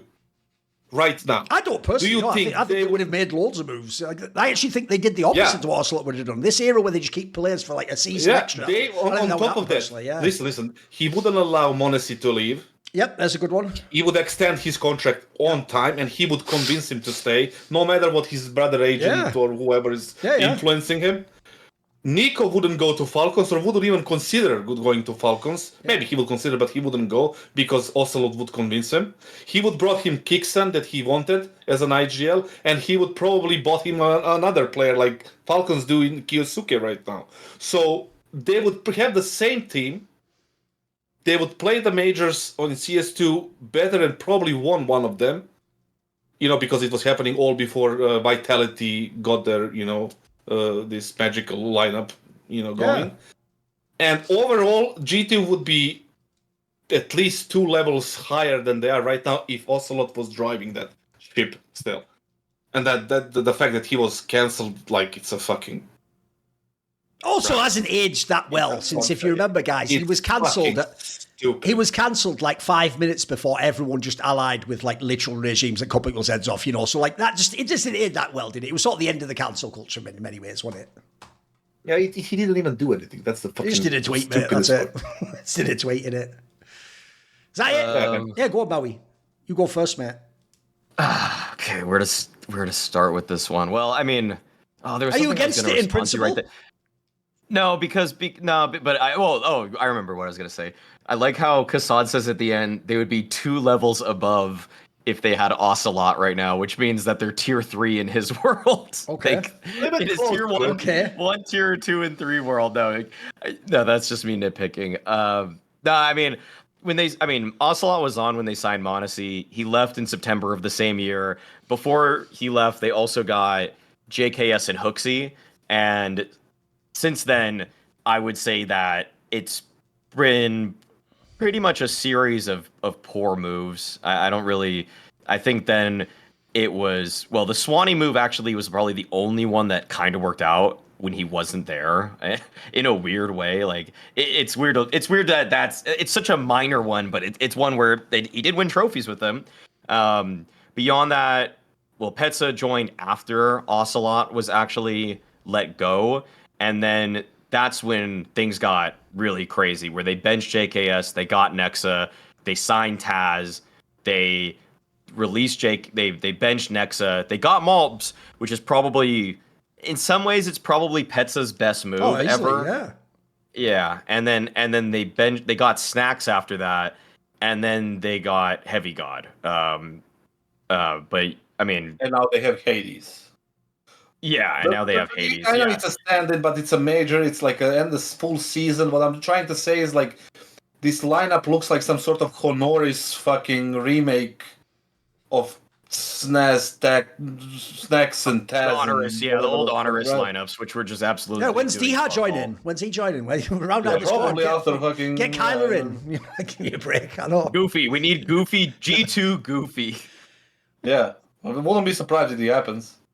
Yeah, but yeah. Any more? I mean, it's just a real. I mean, okay. I don't have anything else other than. By the way, I actually think this is a banger hot take because, first of all, it is a crazy hot take because he did just grant them 2 extra majors. I didn't even point that out on the ZywOo one. Notice on the ZywOo one, I did what you fans never do. I actually listened to what someone said and accepted their premises to listen to their reasoning. By the way, the idea you're just all going to sit there and go, but if ZywOo wins 3 more majors, like, bro, you won 1. He barely won 1. You're already giving him imaginary majors, then applying it to today and making him better as a result. Like, I don't know if you've noticed, ask people like Nico and Simple, it's really hard to win majors, mate. Like, you don't just, by the way, there's a hot take, there's no such thing as a guaranteed major. Like, Liquid showed it. I made an article, everyone disagreed, you're all wrong. There's no team ever in the history of the majors went into a major with a better winning streak. Bro, they'd won like 20 fucking series in a row, something insane, all the events in a row. Like, even they didn't win. Like, if you ever look, I once looked this up, something like a third of the time the favourite wins the major. It's really hard to win majors. There's no like, by the way, you could say that about any great player in any sport, but if my player just had 3 more championships, he'd be the GOAT. Yes, and as the old saying goes, if my uncle had fucking a fanny, then he'd be my aunt, wouldn't he? I use the English slang there, but whatever. You understand it, Americans. We have a similar one. Figure it out. You understand it. So anyway, I would just say this, right? The reason why I actually think this take is good is because I actually do think the key detail here is if you know Ocelote, aka Carlos, he just had the vision that you want of sort of like an owner or a technical director in a sport where they won't let things remain bad for too long. Like, here's the difference. He was there when they made the Hooksy move. By the way, I think the Hooksy move was a stopgap move. I mean, it's implied within the squad they would have fired him in 2023, I think, as if they hadn't won Cologne. I don't think he ever would have gotten that far. I think essentially he would have won Blast World Finals. Maybe he'd have won Katowice. And I think during the slump then, at the off, I think that's when Carlos would have bumped him out and he would have brought someone else in. By the way, here's why I agree with Kassad. Because I also think that he would have fixed the IGL situation. I think Hooksy would have had his time and won an event or 2. And then I think he would actually already, by the way, he tried it with Aleksandar. He would have done something similar. He would go to people like me and Richard, taking our advice, and our advice would be the same. When Aleksandar was available, I told him, look, he's just the obvious person to get because you need a great IGL to go with people like you've got, right? Similarly, I think already G2 would have signed like a Shui or a Kixan because they're obviously the players we think of like probably could fit their style of team better. And I think if you put those players with MongolZ and Nico when they're popping off at the end of CSGO and CS2, they'd be unbelievable. That's like majors right there, surely. Like that's a mega roster. And I'm with you as well, Kassad. The key thing I know, this part I know, mate, I know Carlos wouldn't have fucked up the Nico MongolZ thing. Whoever did that, whether it was the owner, the Alan guy, whether it was whoever did that, that is one of the worst GM jobs I have ever seen in esports for two reasons. One, you never ever let MongolZ go. Like the worst thing is Falcons, because they're so willing to spend money with no regard for business, they've made that move look decent, Kassad, because they're paying him millions on the way out. Carlos, I can tell you, because he did this in League of Legends. In League of Legends, Perks came to him, one of his greatest players ever, and was like, I don't want to play this role, because he'd role swapped in their team. And he used to play mid lane, which is where the best player, Caps, played at the time. So because you can't obviously two people play the same role, Carlos was like, right, well, I've got you under contract for a year, so I'll sell you. It's okay, if you want to leave, I'll sell you. And he went and sold him, if you don't know, for something like $6 million to Cloud9. Right? That is what he would have done. Even if he just sold him, Kassad, if MongolZ told him, Nico, like, I have to leave, he'd have sold him, like, with a year on his contract for, like, $5 million to Falcons. So he'd have even done a better job there. And by the way, if you get that $5 million, here's the difference. In theory, in the server, you can't replace Nico and MongolZ. If you give me $5 million, you do know I could just buy Duncan and some other people. Like, you actually could replace him in that scenario, even if they want to leave. And how were you? I think neither would have left. I think Nico would go, I've got Carlos to build my team. I've actually said this the whole time. One of the reasons I disagree with you guys that Nico just went for money, I think Nico went because he doesn't want to have to think about his team. He wants to just sit and play CS and someone else build the roster. So I think Nico would stay in the team. And by the way, I'm with you. I think he would find a way to make MongolZ think of himself as a G2 player like Caps and stay forever.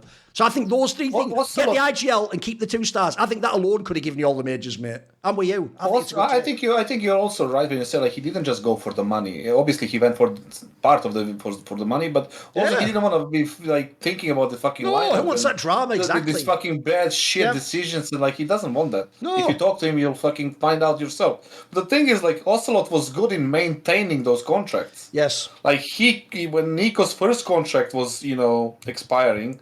And then they extended in the middle of it. I remember, like, it was... By the way, Kassad, this is famously what Carlos does in League of Legends. It's why his team was, like, unbeatable. What he would do is he would never, ever let a contract run out, whether he wants to keep you or not. What he would always do like this is re-sign you a year before the end. Then it's his choice whether you go. And if you go, he sells you for the most to whoever he wants. By the way, there's another thing, Kassad. He doesn't sell you to his rival. He'll sell you to, like, some other squad. Like, you can go to, like, the 4th best team. You're not going to his main rival. The thing is, like... He was hands-on when it comes to contracts. Definitely, yeah. There was no delay. He would be calling you at midnight. Yes. He would be calling you at 3 a.m. if needed. There is no, 9 to 5. There is no, Vogue shit. There is no, he's going to get the job. No, by the way, I know. Put it this way, Kassad. In that sense, he's actually like, you hear those stories about Arsene Wenger and Ferguson, where they're like going to the ground and meeting the kid and talking to the dad. Yes, I'll go in the fucking tree, and that's how the business is done. Notice how when you saw these interviews with this G2 CEO, the most alarming part was he almost had the vibe of and we actually didn't even know MongolZ would leave, and you're like, how have you not had that conversation like a million times? I wasn't fucking aware that Nico gets such impact. Isn't it? Yeah. What the fuck are you even doing then? I know. Yeah. What is your job? Like, if I'm the CEO, if you are the Carlos or Austin Major or fucking whatever, right? Yeah. Like, any example.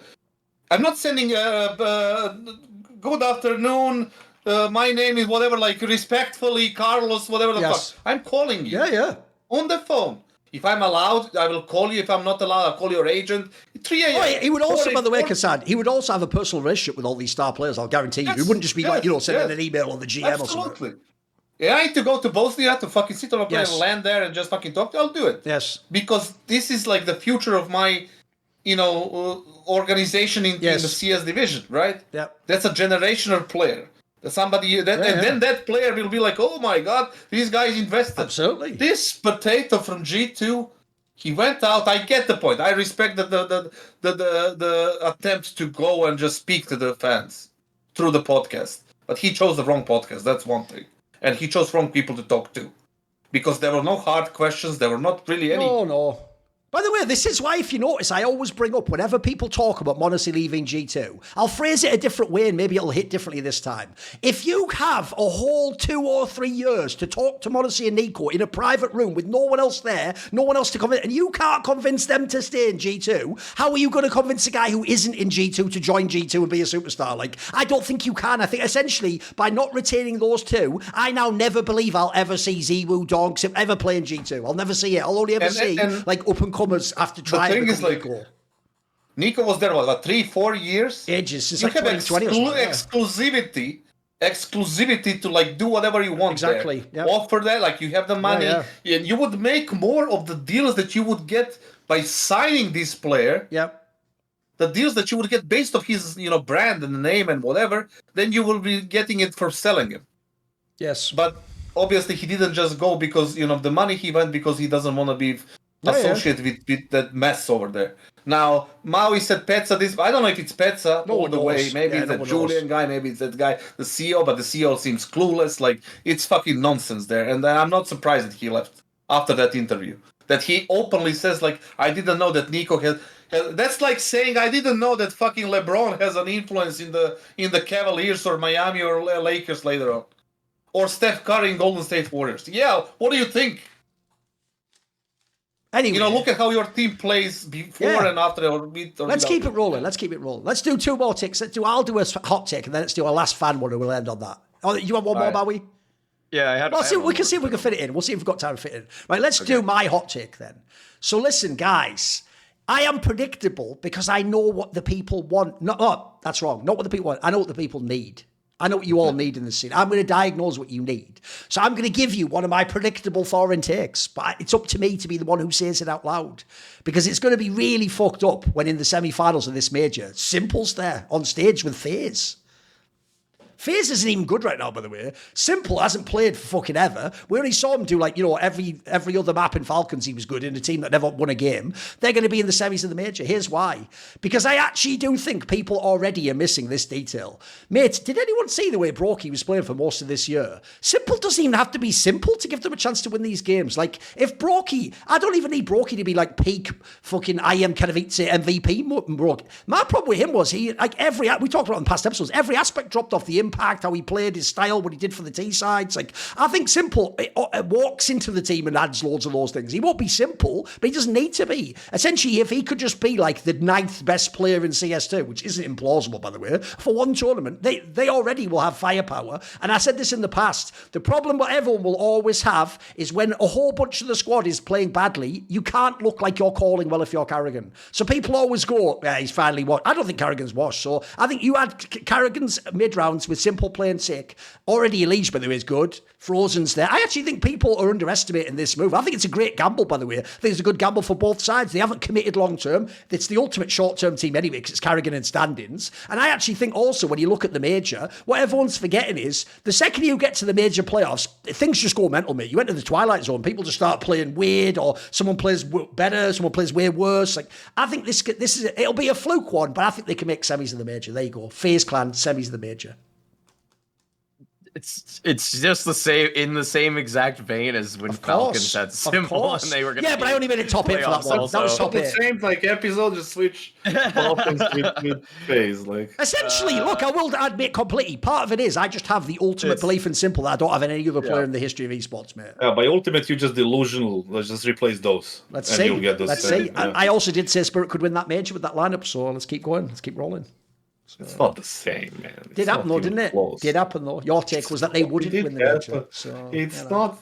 It just doesn't make sense. So essentially, I bet on one team. You had the entire field. Who won? You know. Okay, sure. You're talking about spirit, but let's talk about like what you just said, and let's see the positives and the negatives of what you just said and probabilities. Yeah, let's do it. The positive size thing and sign, I guess, or whatever. Like, yes, it's a good gamble. It's a fair gamble, right? But the other positive thing also is the fact that they won't have any pressure. Standing. True. Yeah. They won't feel like they have to do something like in the previous majors when FaZe has the lineup or whatever. Then you need to be there, and like that's a positive thing. The negative thing is like, also a question for you is like, do you think that like Simple is gonna magically play better than Brokey did? Yes, whatever that's the literally one of my. That's literally one of my points. Yeah. Yes, I do. Yeah, so you want to say that based on nothing? So you're basing that on nothing when it comes to Simple, because Simple has shown us nothing. I think Simple in Falcons was better than Brokey was recently. Sorry? Simple in Falcons was better than Brokey was in FaZe recently. No, absolutely. He definitely was. Definitely was. Not even chance. Bro, they used to lose all those maps and he would literally drop 20 plus kills in like half the maps. I'm not even joking. You can go and look at it. You were basing your faith in Simple based on CSGO and his experience. A little bit, yeah. Yeah, but that's crazy, right? CSGO ended 2 years because ago. Here's the thing. He is 5 maps total. This is the ultimate outlier, I think, in the history of it. I think him and Faker and Flash, like, if you don't have to know those games to know it. They aren't normal players, mate. They're not even just great players. Like they're like aliens that came to Earth and just aren't even human, mate. And also you are ignoring the problems that FaZe has outside of Brokey. Absolutely, I am. Like let's just pretend that it's not there. Let's just pretend that they cannot shoot anyone. Yeah. In the last 4 months. That like well, actually, I have some reasons built into this. He's missing events. I'll tell you what. He probably didn't practice enough. I'll tell you one reason, kassad, why they will actually also be better. Because one of the things I think that really killed FaZe wasn't just Brokey. It's that for some reason this particular lineup quite literally doesn't have one map that they're world class on. Not one. Remember, they used to love picking Dust 2. They shit on that. Nuke was like the go-to pick until they couldn't do that one. They couldn't ever get, by the way, they were never getting the Joker maps. They never had the Anubis and the Ancient. That was never even their style. Like, the problem I have with this team is they used to basically just rely on, like, can we sort of like out-muscle an Inferno or a Mirage game, which is just like, that's not going to get you anywhere in a tournament. You had someone like Simple. One of these maps is going to get really good if he's a good AWP, mate. No, it's not. In fact, I'll go further. I actually think, look, he's only going to be there for a few events. So I can't make this a real hot take. If he actually stayed in FaZe, he will be way better than Brokey ever was. Like, remember, they won all those tournaments without a real AWPer. Brokey never did standard AWPing style, mate. He was never just hold a spot and then you rotate off and each stays there and ticks to 3 people. That's not even the style. So Simple could do real AWPing, mate. I'll give you a counter hot take. Like they won't get out of the stage they're in the major right now. They're in a second stage. They won't get out of that one. Nah. Like I that's just nonsense. Like their average age is 28.8. They don't have a player that's in good form at all. Their confidence is down. They are incompatible. EliGE carry against Simple. We spoke about Ime being like, the odd man out. EliGE and Simple played together 10 years ago. They didn't get along. You think that they're just going to magically, like, everything is fine. EliGE, like, structured game, carry against Simple, they don't like it. Rain, he's missing events. He's not playing well. Frozen is the only one, their best player by far, and he's not even consistent. There's nothing going for them, which makes your take probably like the hottest. I disagree. First of all 3 of the players that we need to be good. Frozen is already really good. I'll throw that back in your face. He is really good right now, kassad. I don't care what their team's results are. If you watch him play in the game, he is really good. Again, what does he have to work with? EliGE is pretty good considering the team's bad. And if Simple plays, there's no overlap with those 3 players, Like, all those 3 players can completely coexist. I agree with you on that. Here's the thing. On the personality thing, kassad, you might be right. But notice I didn't say they're going to have an era. But I said for one fucking tournament as a stand-in. For one tournament as a stand-in, they can make semis. They don't have to be friends. They just have to get on for 3 weeks. That's it. Yeah, but there is nothing that will show me that will happen. Like there is not a single indicator that has value. It's a hot take show. That's why it's a great hot take. It would be a terrible hot take. Like kassad's idea of a hot take is, right, I'm just about to sign this contract at the end. I think this contract's going to get done. Like, yeah, no shit, it's about to be signed. I'm doing when there isn't even a contract. Like, I think they should offer this guy a contract. What are you talking about? That deal has him done. I think this. I'm kind of on when you make a hot take. At least one. At least some argument. I gave you some reasons. That can back this up. And even like, if you said that quarterfinals, maybe I can. Nah, semis more fucker. Semis. There is 10 teams right now they cannot beat. Semis more fucker. Semis. I was gonna land in the middle of this where I think it's a good enough hot take to just say they make the playoffs because it's already ridiculous. It's already ridiculous for them. You know what? If they make the playoffs, but they go out in the quarters, I don't even want the credit unless they play Vitality. By the way, if they play Vitality or Falcons in the first round, yeah, obviously they can't go. But if they play anyone except Vitality and Falcons, I only accept credit if I make the semis. I'm gonna double down. I'm going complete with this one. And at the end of it all, they can beat Spirit. Yes. You're saying they can beat MOUZ? Yes. It's the major. First of all, son, the major alone will defeat MOUZ in the playoffs. Like again, like they'll give you the assist on that one. The Spirit one, I actually do think I said this the whole time. I can't really make this a hot take because it doesn't work on its surface. But in a way, I do think winning the major was the worst thing that happened to Spirit. Like, I think if Spirit loses that major, I think 100% kyousuke comes in. They have to make a roster move. They get a better squad for now. And the joke is, by winning one major, you might have given up the next two. That's a hot take, but it's not really that much hot take. It's crazy that I would counter it. That's a good take. I would counter it with they wouldn't make the semis even if Simple was in prime. That's a mental take, but okay. Yeah, that's just dumb. Actually, no. If he was in his prime, he would just carry them to the semis. Yeah, that's how bad in prices they are right now. That even prime Simple. By the way, kassad, I'll give you the one angle that I think would make me wrong. If he actually really is just doing this cynic, like if he doesn't really care about CS, he just like wants to give it a go. If essentially he's faking and he doesn't really care, but if he actually comes back like I think, by the way, I just never got a chance to see this take last year because he quit immediately after the major, didn't he? Like I thought he was going to just stay as a pro in CS then and keep going. If he actually grinds like I think he is going to and goes hard, he's going to do it. I'm telling you. It's one of the only times ever I'll be a fanboy and just say it'll happen just for faith alone. I have to acknowledge again the fact that he's saying prime Simple. That's a mental take. Wouldn't actually get them to the semis when literally a non-prime Simple got EliGE again to the grand finals of a major, and he also got what was the best, like a Hiko. You're saying that 2015 Simple wasn't prime? No, he was better later. No, this is like when he was up. This is not a shot at Simple. It's a shot at FaZe. No, but like FaZe is in a big of a crisis. There is not a single player. You nailed it, then, kassad. Here's where you've nailed it. Because what you're doing, this is what I disagree with. You're doing that thing where, because the team structure has failed, you're acting like the players suck. That's what I don't get. Like, to me, remember, 1 second before EliGE joined when they had ROPS, they were still all right, isn't they? They weren't as bad as they were now. They were still all right. They were like, like a 6th or 7th best team that could maybe fuck around and make like a run like they did every now and then. They weren't bad. So my problem is, I am, by the way, I am also expecting things like Rain play as well because he was simple. People like fucking Carrigan Caldwell. But that's the other thing as well, mate. If I was ever going to pick 2 people, by the way, to fluke something, wouldn't Carrigan IGL him with a stand-in and then Simple standing in for someone be the ultimate scenario that could fluke? This era, in this time of CS, no. It's not 2019, 2018, whatever the fuck. It's not. Look at the strength of the teams right now at the top. And you compare them to... What? Did you miss point 1? Mate, we live in a world where, for real, we can't even argue. You have to say, like, the 5th and 6th best teams in the world are, like, fucking MongolZ and Aurora. Like, that's real. Like, if those teams played FaZe Simple, they're fucking losing, mate. They're going home, I'm telling you. I don't know.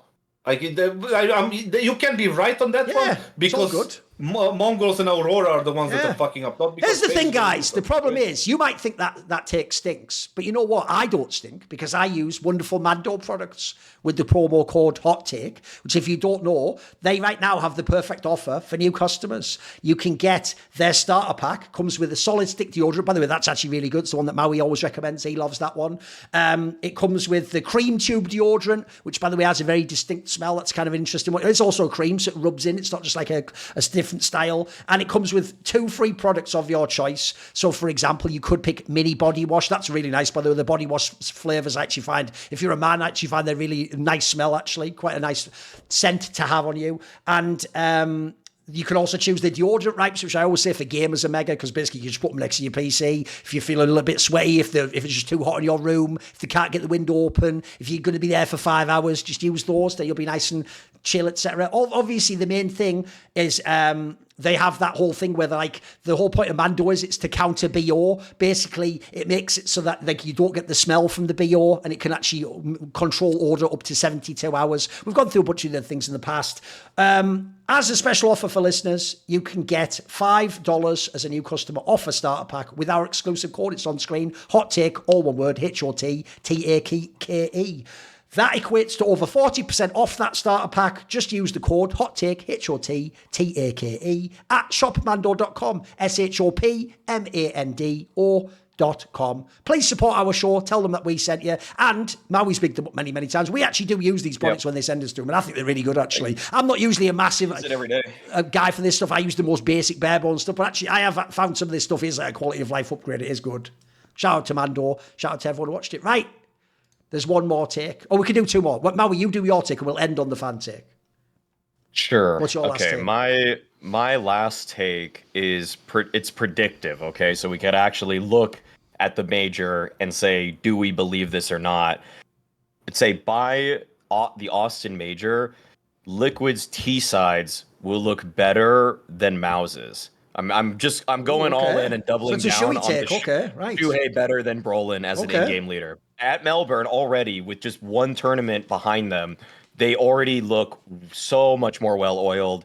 The use of lurkers is so much more thoughtful than what like Brolin's right now is just basically, to me, does like by the way, I don't know if people have really noticed this, but Yimpat's kind of having a down year right now. I think that's partially because he doesn't have he has Brolin as his leader, as opposed to when Shuhei was helping direct him a little bit more. And now already, I think Naf's looking better. I think Naf's looking more in tune with how he can contribute to around, how he's going to actually try to help people out. I feel like, I mean, Yimpat doesn't look completely lost on like both sides actually, but I mean, it's just there's just moments where he doesn't look like he's in tune with what's going on. I think sometimes they just kind of throw him in the pack a little bit more, but Shuhei is already using NAF really well. Their T-side win percentage, like in terms of the numbers already, their T-side win percentage was better at Melbourne than MOUZ's was. And look at the teams that they played. They played for Liquid. Their T-side round win was better than MOUZ. And Liquid played VP, Vitality, NAVI, the Mongols, and MIBR.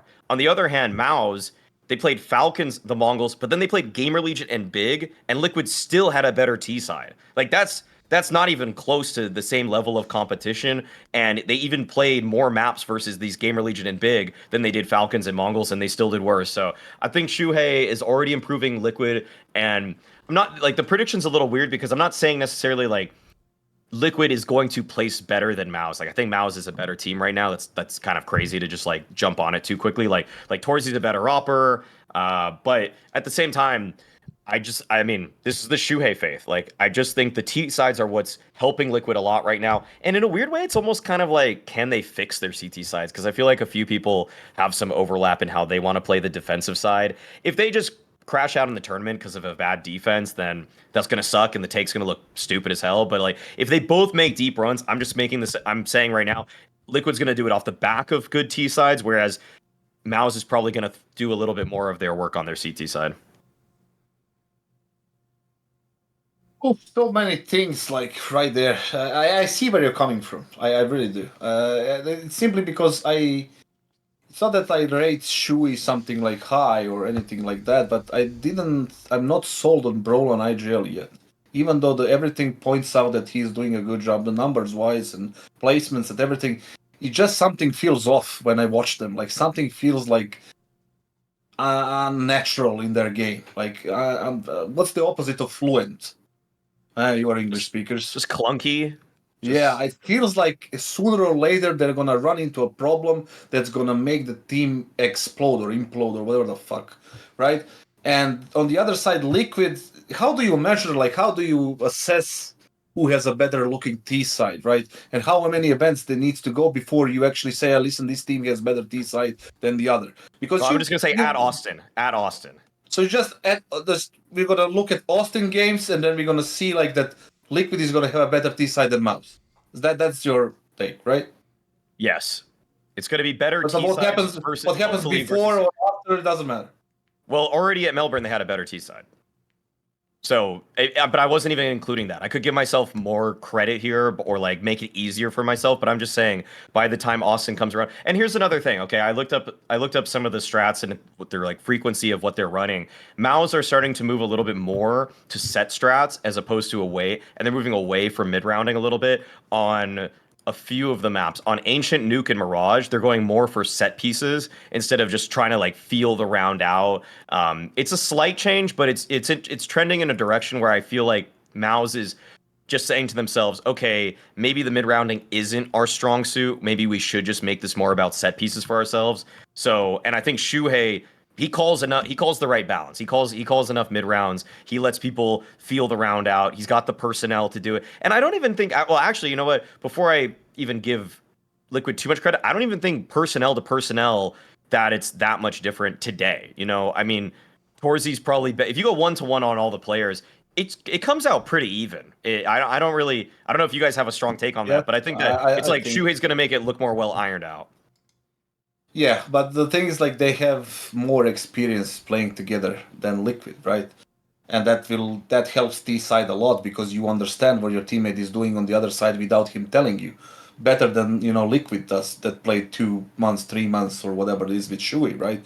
When these guys Exertion and Torji, they know each other much better than Ultimate and Shui, or Shui and Twists, right? And then that can take into account on a big stage, on the big event like Major, it will make the difference overall. So just because of that, if you said like in Katowice or some other event, I would say it's a garbage take, but because it's the Major, I say it's a pretty hot take, right? I think it is a hot take simply because it's the Major and the game is different. It feels different. It plays out different than it is on any other event. The vibe is different, and everything else is like even the team camaraderie and like all these things that come into play more on the Major rather than on like IEM Melbourne or PGL Astana or whatever the fuck, right? So I would say no.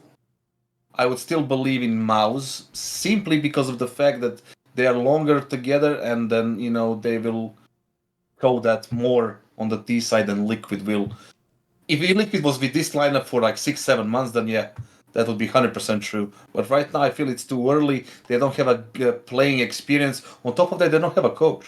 Remember, they fired the coach. The analyst is the interim or whatever like the word is right now. Yeah. He's just filling up that spot, and that's a problem. That's a problem with anti-strutting. That's a problem with organizing. That's a problem with timeouts. That guy is not going to take initiative and call a timeout when things are not going well for Liquid. He's not going to recognize the timing to say like, hey, shut the fuck up, let's play. Hey, we need to adapt on this one. Hey, we need to do this or that or whatever, right? He's going to do his analytic stuff, and then he's going to feel that, part of his job. But in these crucial moments when somebody needs to call, timeout or rearrange something or adapt to something, you cannot expect Shui to do it. He doesn't have the experience. And most of the IGLs shouldn't be able to do it. And they cannot do it. Even Apex, who is considered right now the number one IGL, right? He cannot do it by himself. Not any other IGL cannot do it by himself. So that's a one disadvantage they have going on for them coming into the Major. So I would disagree. I think it's a good hot take because of what Kassad said at the end there. If he just said, I think in the long run, Shui will be a better IGL than Brawler, it's not really particularly hot take, is it? Like, that's actually a pretty fucking mild take. If anything, wouldn't the hot take be the other one? Like, maybe Brawler will actually be better. So to me, the reason why he's picked Austin is just to make it, raise the stakes and make it spicy. What he's basically saying is he thinks overall Shui's just a way better IGL. So even in that short amount of time, he'll just make it work somehow. And I'm sort of with him because I actually think one of the weakest parts of MOUZ has been the IGLing. Like, whenever I watch it, I'm actually not even sure at certain times, like, is he even doing a standard IGL call? Like, first of all, if you just look at the structure of their teams, if you tell me which one of these do you want to put your money on, Shui is the primary caller and Twist is the secondary caller, or Brawlan is the primary caller and we don't even know who the secondary one is. Like, that's easy. I'll take the Liquid one all day long. I don't know how they'll combo still yet, but those two on paper should work way better for those roles. Then if you go and look at Brawlan, one of the problems I have is I actually get the sense that one of the reasons why they had this amazing honeymoon period with this roster is actually that because Brawlan isn't like a true IGL, I think they give other people a little bit more say and a little bit more leeway in how they play. And I think if you are players like Exertion on the aggressive side and Yimfat on the sort of clutch side, you want a little bit of room like that. You kind of know how your role works. And I think actually a bit of input. So essentially, some of that, I don't sort of give the credit to Brawlan for that. I think they just do their own moves in that regard. And I think it's worked so far. So the problem I have is I have always thought that one of the things that gave away that MOUZ wasn't actually like some revolutionary team in terms of like what they do on T side is, have you noticed how even when, I know recently now they lose to Falcons, but before where they could only lose to Vitality, even in that period where they would win every other series but only lose to Vitality, their map win rates never went crazy, They never actually had like one map they were god tier on that no one could fuck with them on. What they did was they just on average would be better than all the other teams except Vitality. But like they would like lose one map that in the next series they would win. They would have a close game one time, they would smash them the next time. There actually wasn't much rhyme or reason for me. Like to actually one of the things I found a bit disturbing was like, even when they were number 2 in the world, I would look and go, what map are they the best on? Like, none. There's not really any that, like, they're that cracked on. They just have really good firepower, and in general, their performance level's pretty good, and they've sort of mildly fixed the choke in the playoffs thing. Not totally, but mildly. I mean, I think you're allowed to lose to Vitality. They're going to be the all-time great team, so that's not that bad. So I'm sort of with you. I actually think it's a good take. I do think it's a hot take. Like, Austin is pretty soon. Like, we are sort of saying, like, we're going to make, like, almost exponential growth between events. But put it this way, because I don't think the Broland side will change, I think it's not a terrible take, though. I think it's not a bad one. And in the spirit of I agree with it, I think it's a good hot take. Let's do the last take of the show then, which is a fan take. And I've saved this one till now. So Alex, imagine that. Someone called Alex just spitting absolute bullshit on this show. Oh, sorry, a different guy called Alex. This guy called Alex says, best of ones are one of the best things about majors. Listen, pause, listen to his reasoning. He says, the major is the most watched CS event and attracts an audience outside of regular viewers of other events because of this, making it a spectacle that should be a big consideration. The day one BO1s provide so much excitement, big chance for upsets, and sets up exciting matches where big teams who started day one slow have to run the gauntlet and provides great stories. Is it the best possible format for competition? No, but for a long period of time, the entire Swiss stage was BO1s. One fair criticism would be 3 Swiss stages is too much. Best solution would just be 2 separate Swiss stages of 16. Top 8 from each goes into a 16-team knockout. BO1s often feel like they're on a knife edge and are the perfect way to open the biggest event of the year. Thoughts, gentlemen? It sounded like he was working for Valve. Is that a Valve employee? Fucking replying or just fucking trying to explain why Swiss and best of ones are good. They're not good. They're just garbage. Like, they should be fucking deleted and erased from memory and existence. We should have the GSL 4x4 and just fucking double elimination, best of 3, and then you go. If you're good enough, if you get the 4th seed and then you beat the 1st seed, then you get the 2nd, and then it's like, it's the way to go. Best of ones are providing like zero entertainment for me.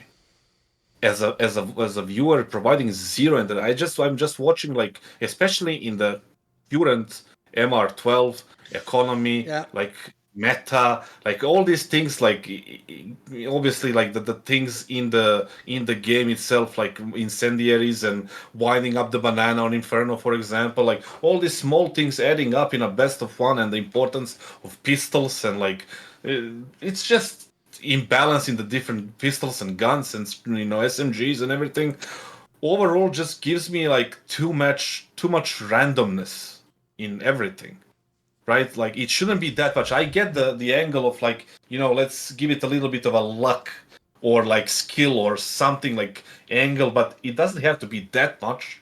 Like, it just kills my interest to watch the game itself, right? The being major best of one, people are watching best of ones because it's a major. They're not watching the major because it's best of one. Like, it's just pretty simple. When it shouldn't be that way. It's the biggest stage. It's the most prestigious title that you can get. You should have a decent format then that will exclude this luck, slow day type of fucking thing, because most of the teams are practicing 2, 3, 4 weeks boot camps before these things, skipping events, preparing, and if you have a slow day, then you are out. Like, it shouldn't be that thing.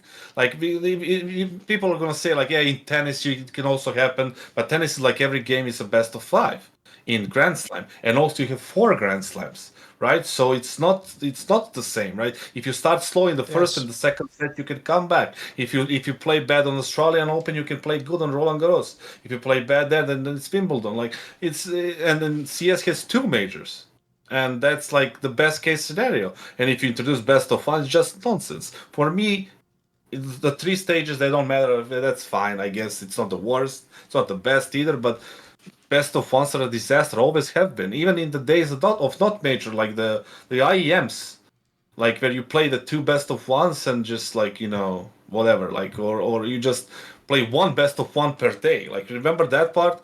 That was so, like, the right word for that is cancer.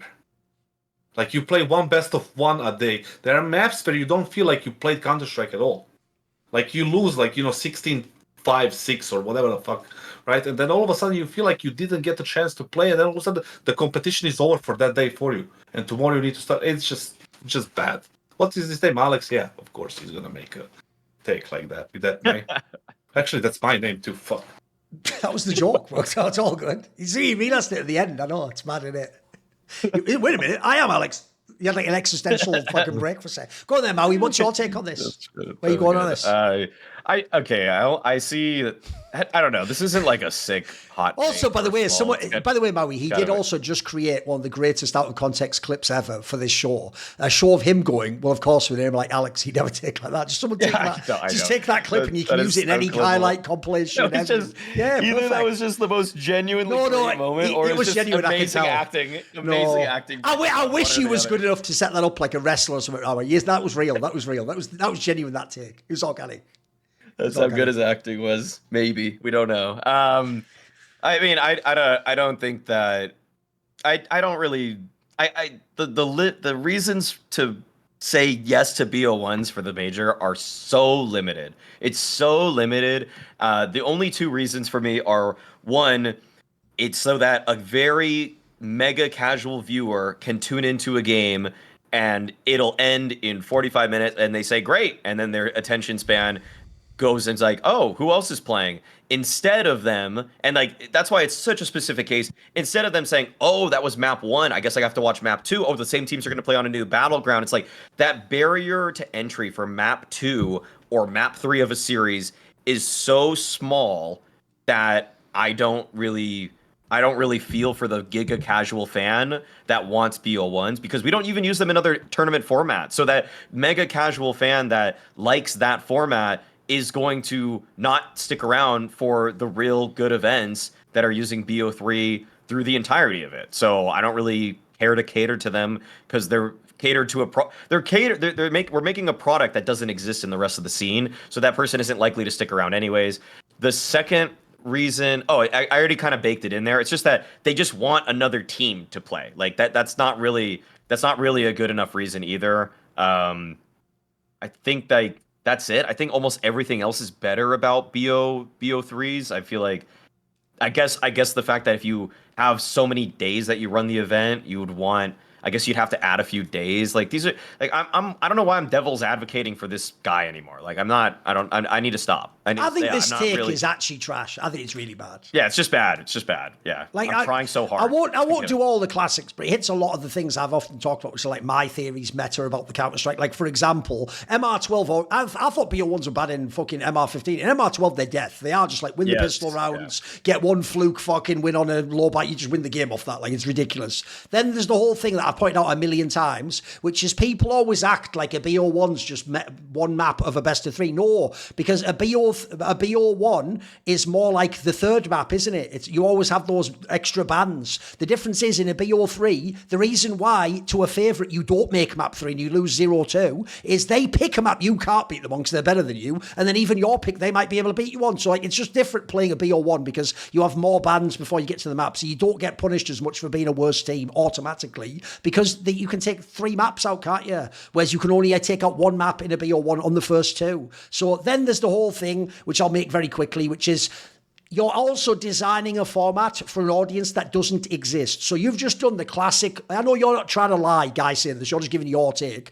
But you are completely factually wrong, and I can prove it. You're saying what you think makes sense, which is you're saying when it's really crazy and anyone can win, it's exciting, which means more people are going to watch, so you're going to get more viewership. That is literally false. It's been proven countless times by ES charts that when you get big upsets, then it means that people don't watch the matches later when the big teams are out. Like, the joke is, it's not even big, it's even big names. Like, when people like Fury and Navi go out of a tournament, it doesn't even matter if, like, Spirit is better. Spirit's name isn't as big in Counter-Strike and esports. There'll just be less viewership. That's just the way it works, unfortunately. So also, it's not even like we can give you the devil's advocate, like, yeah, but he's right, maybe this will make all people from League of Legends. Well, it wouldn't. That's just something you as a fan think. By the way, the implication here of like, oh, but it's a big event, so I want, like, crazy upsets. Yeah, I hate you.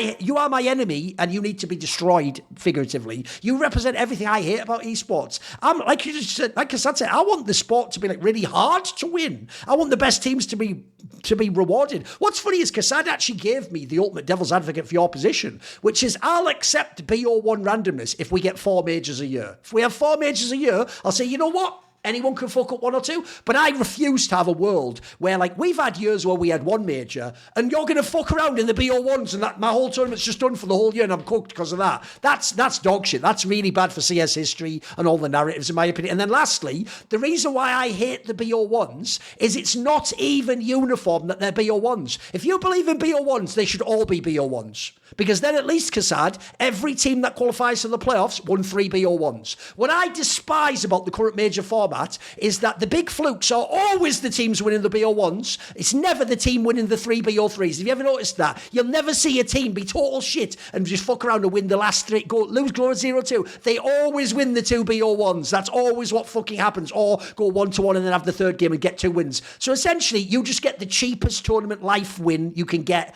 as opposed to if you have to win the BO3. And then lastly, I'll just put this out there. I actually think the best historical example ever is if people remember in 2015, before at the end of the year after the 3 majors, the Brazilians got in FNX and Taco and made that amazing squad. They had a team that made all 3 major playoffs. Every single time they won the 2 BO1s, when we used to have a BO3 as the decider match if you lost one. So, and if you don't know, they never ever won a playoff series. In fact, the stat was, before they got FNX and Taco, that team had only ever once beaten like a top-ranked team, and that was Titan at the very end at a CEVO. So what it proved is, they proved that you can win the BO1s when you're not capable of winning a BO3. I know that's just a one-off example, but I think it's actually a fair example, because it was an underpowered team. It shouldn't have won the BO3. So I also think the problem is, people remember the really good... Here's the thing, I think it's the opposite of BO5s. People who hate BO5s only remember the really annoying BO5. They forget all the amazing ones that make it worth it. People who love BO1s only remember the really hype BO1 upset that really was a team that went on and did a crazy run. They forget all the shit ones where it just ruins the tournament. And like,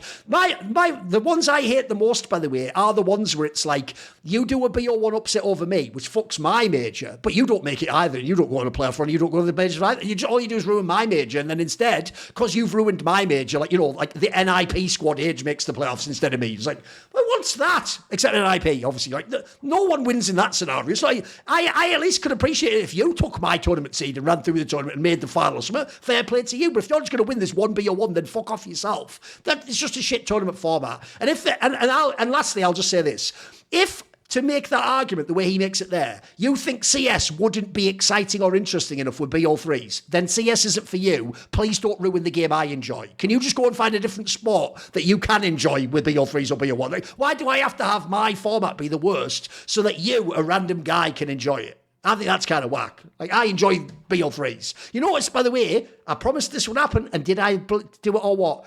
If someone does BO3s the entire way in the tournament like these, I don't like Swiss either, kassad, but I can accept full BO3 Swiss. Because at the end of the day, unless you get the craziest unlucky draw ever, you still had like 3 to 5 BO5s, mate. Like, you had a lot of time to fucking work, get going. Yeah, I can accept those. I can't ever accept BO1s, even if my team wins, by the way. I still if you fuck up in 3 best of 3s, then you should be out. Like, I think that's fair, generally. If you fuck up in 2 best of 3s, you should be out. Yeah. Like, that's the way it should be. But yeah, fuck you, random guy.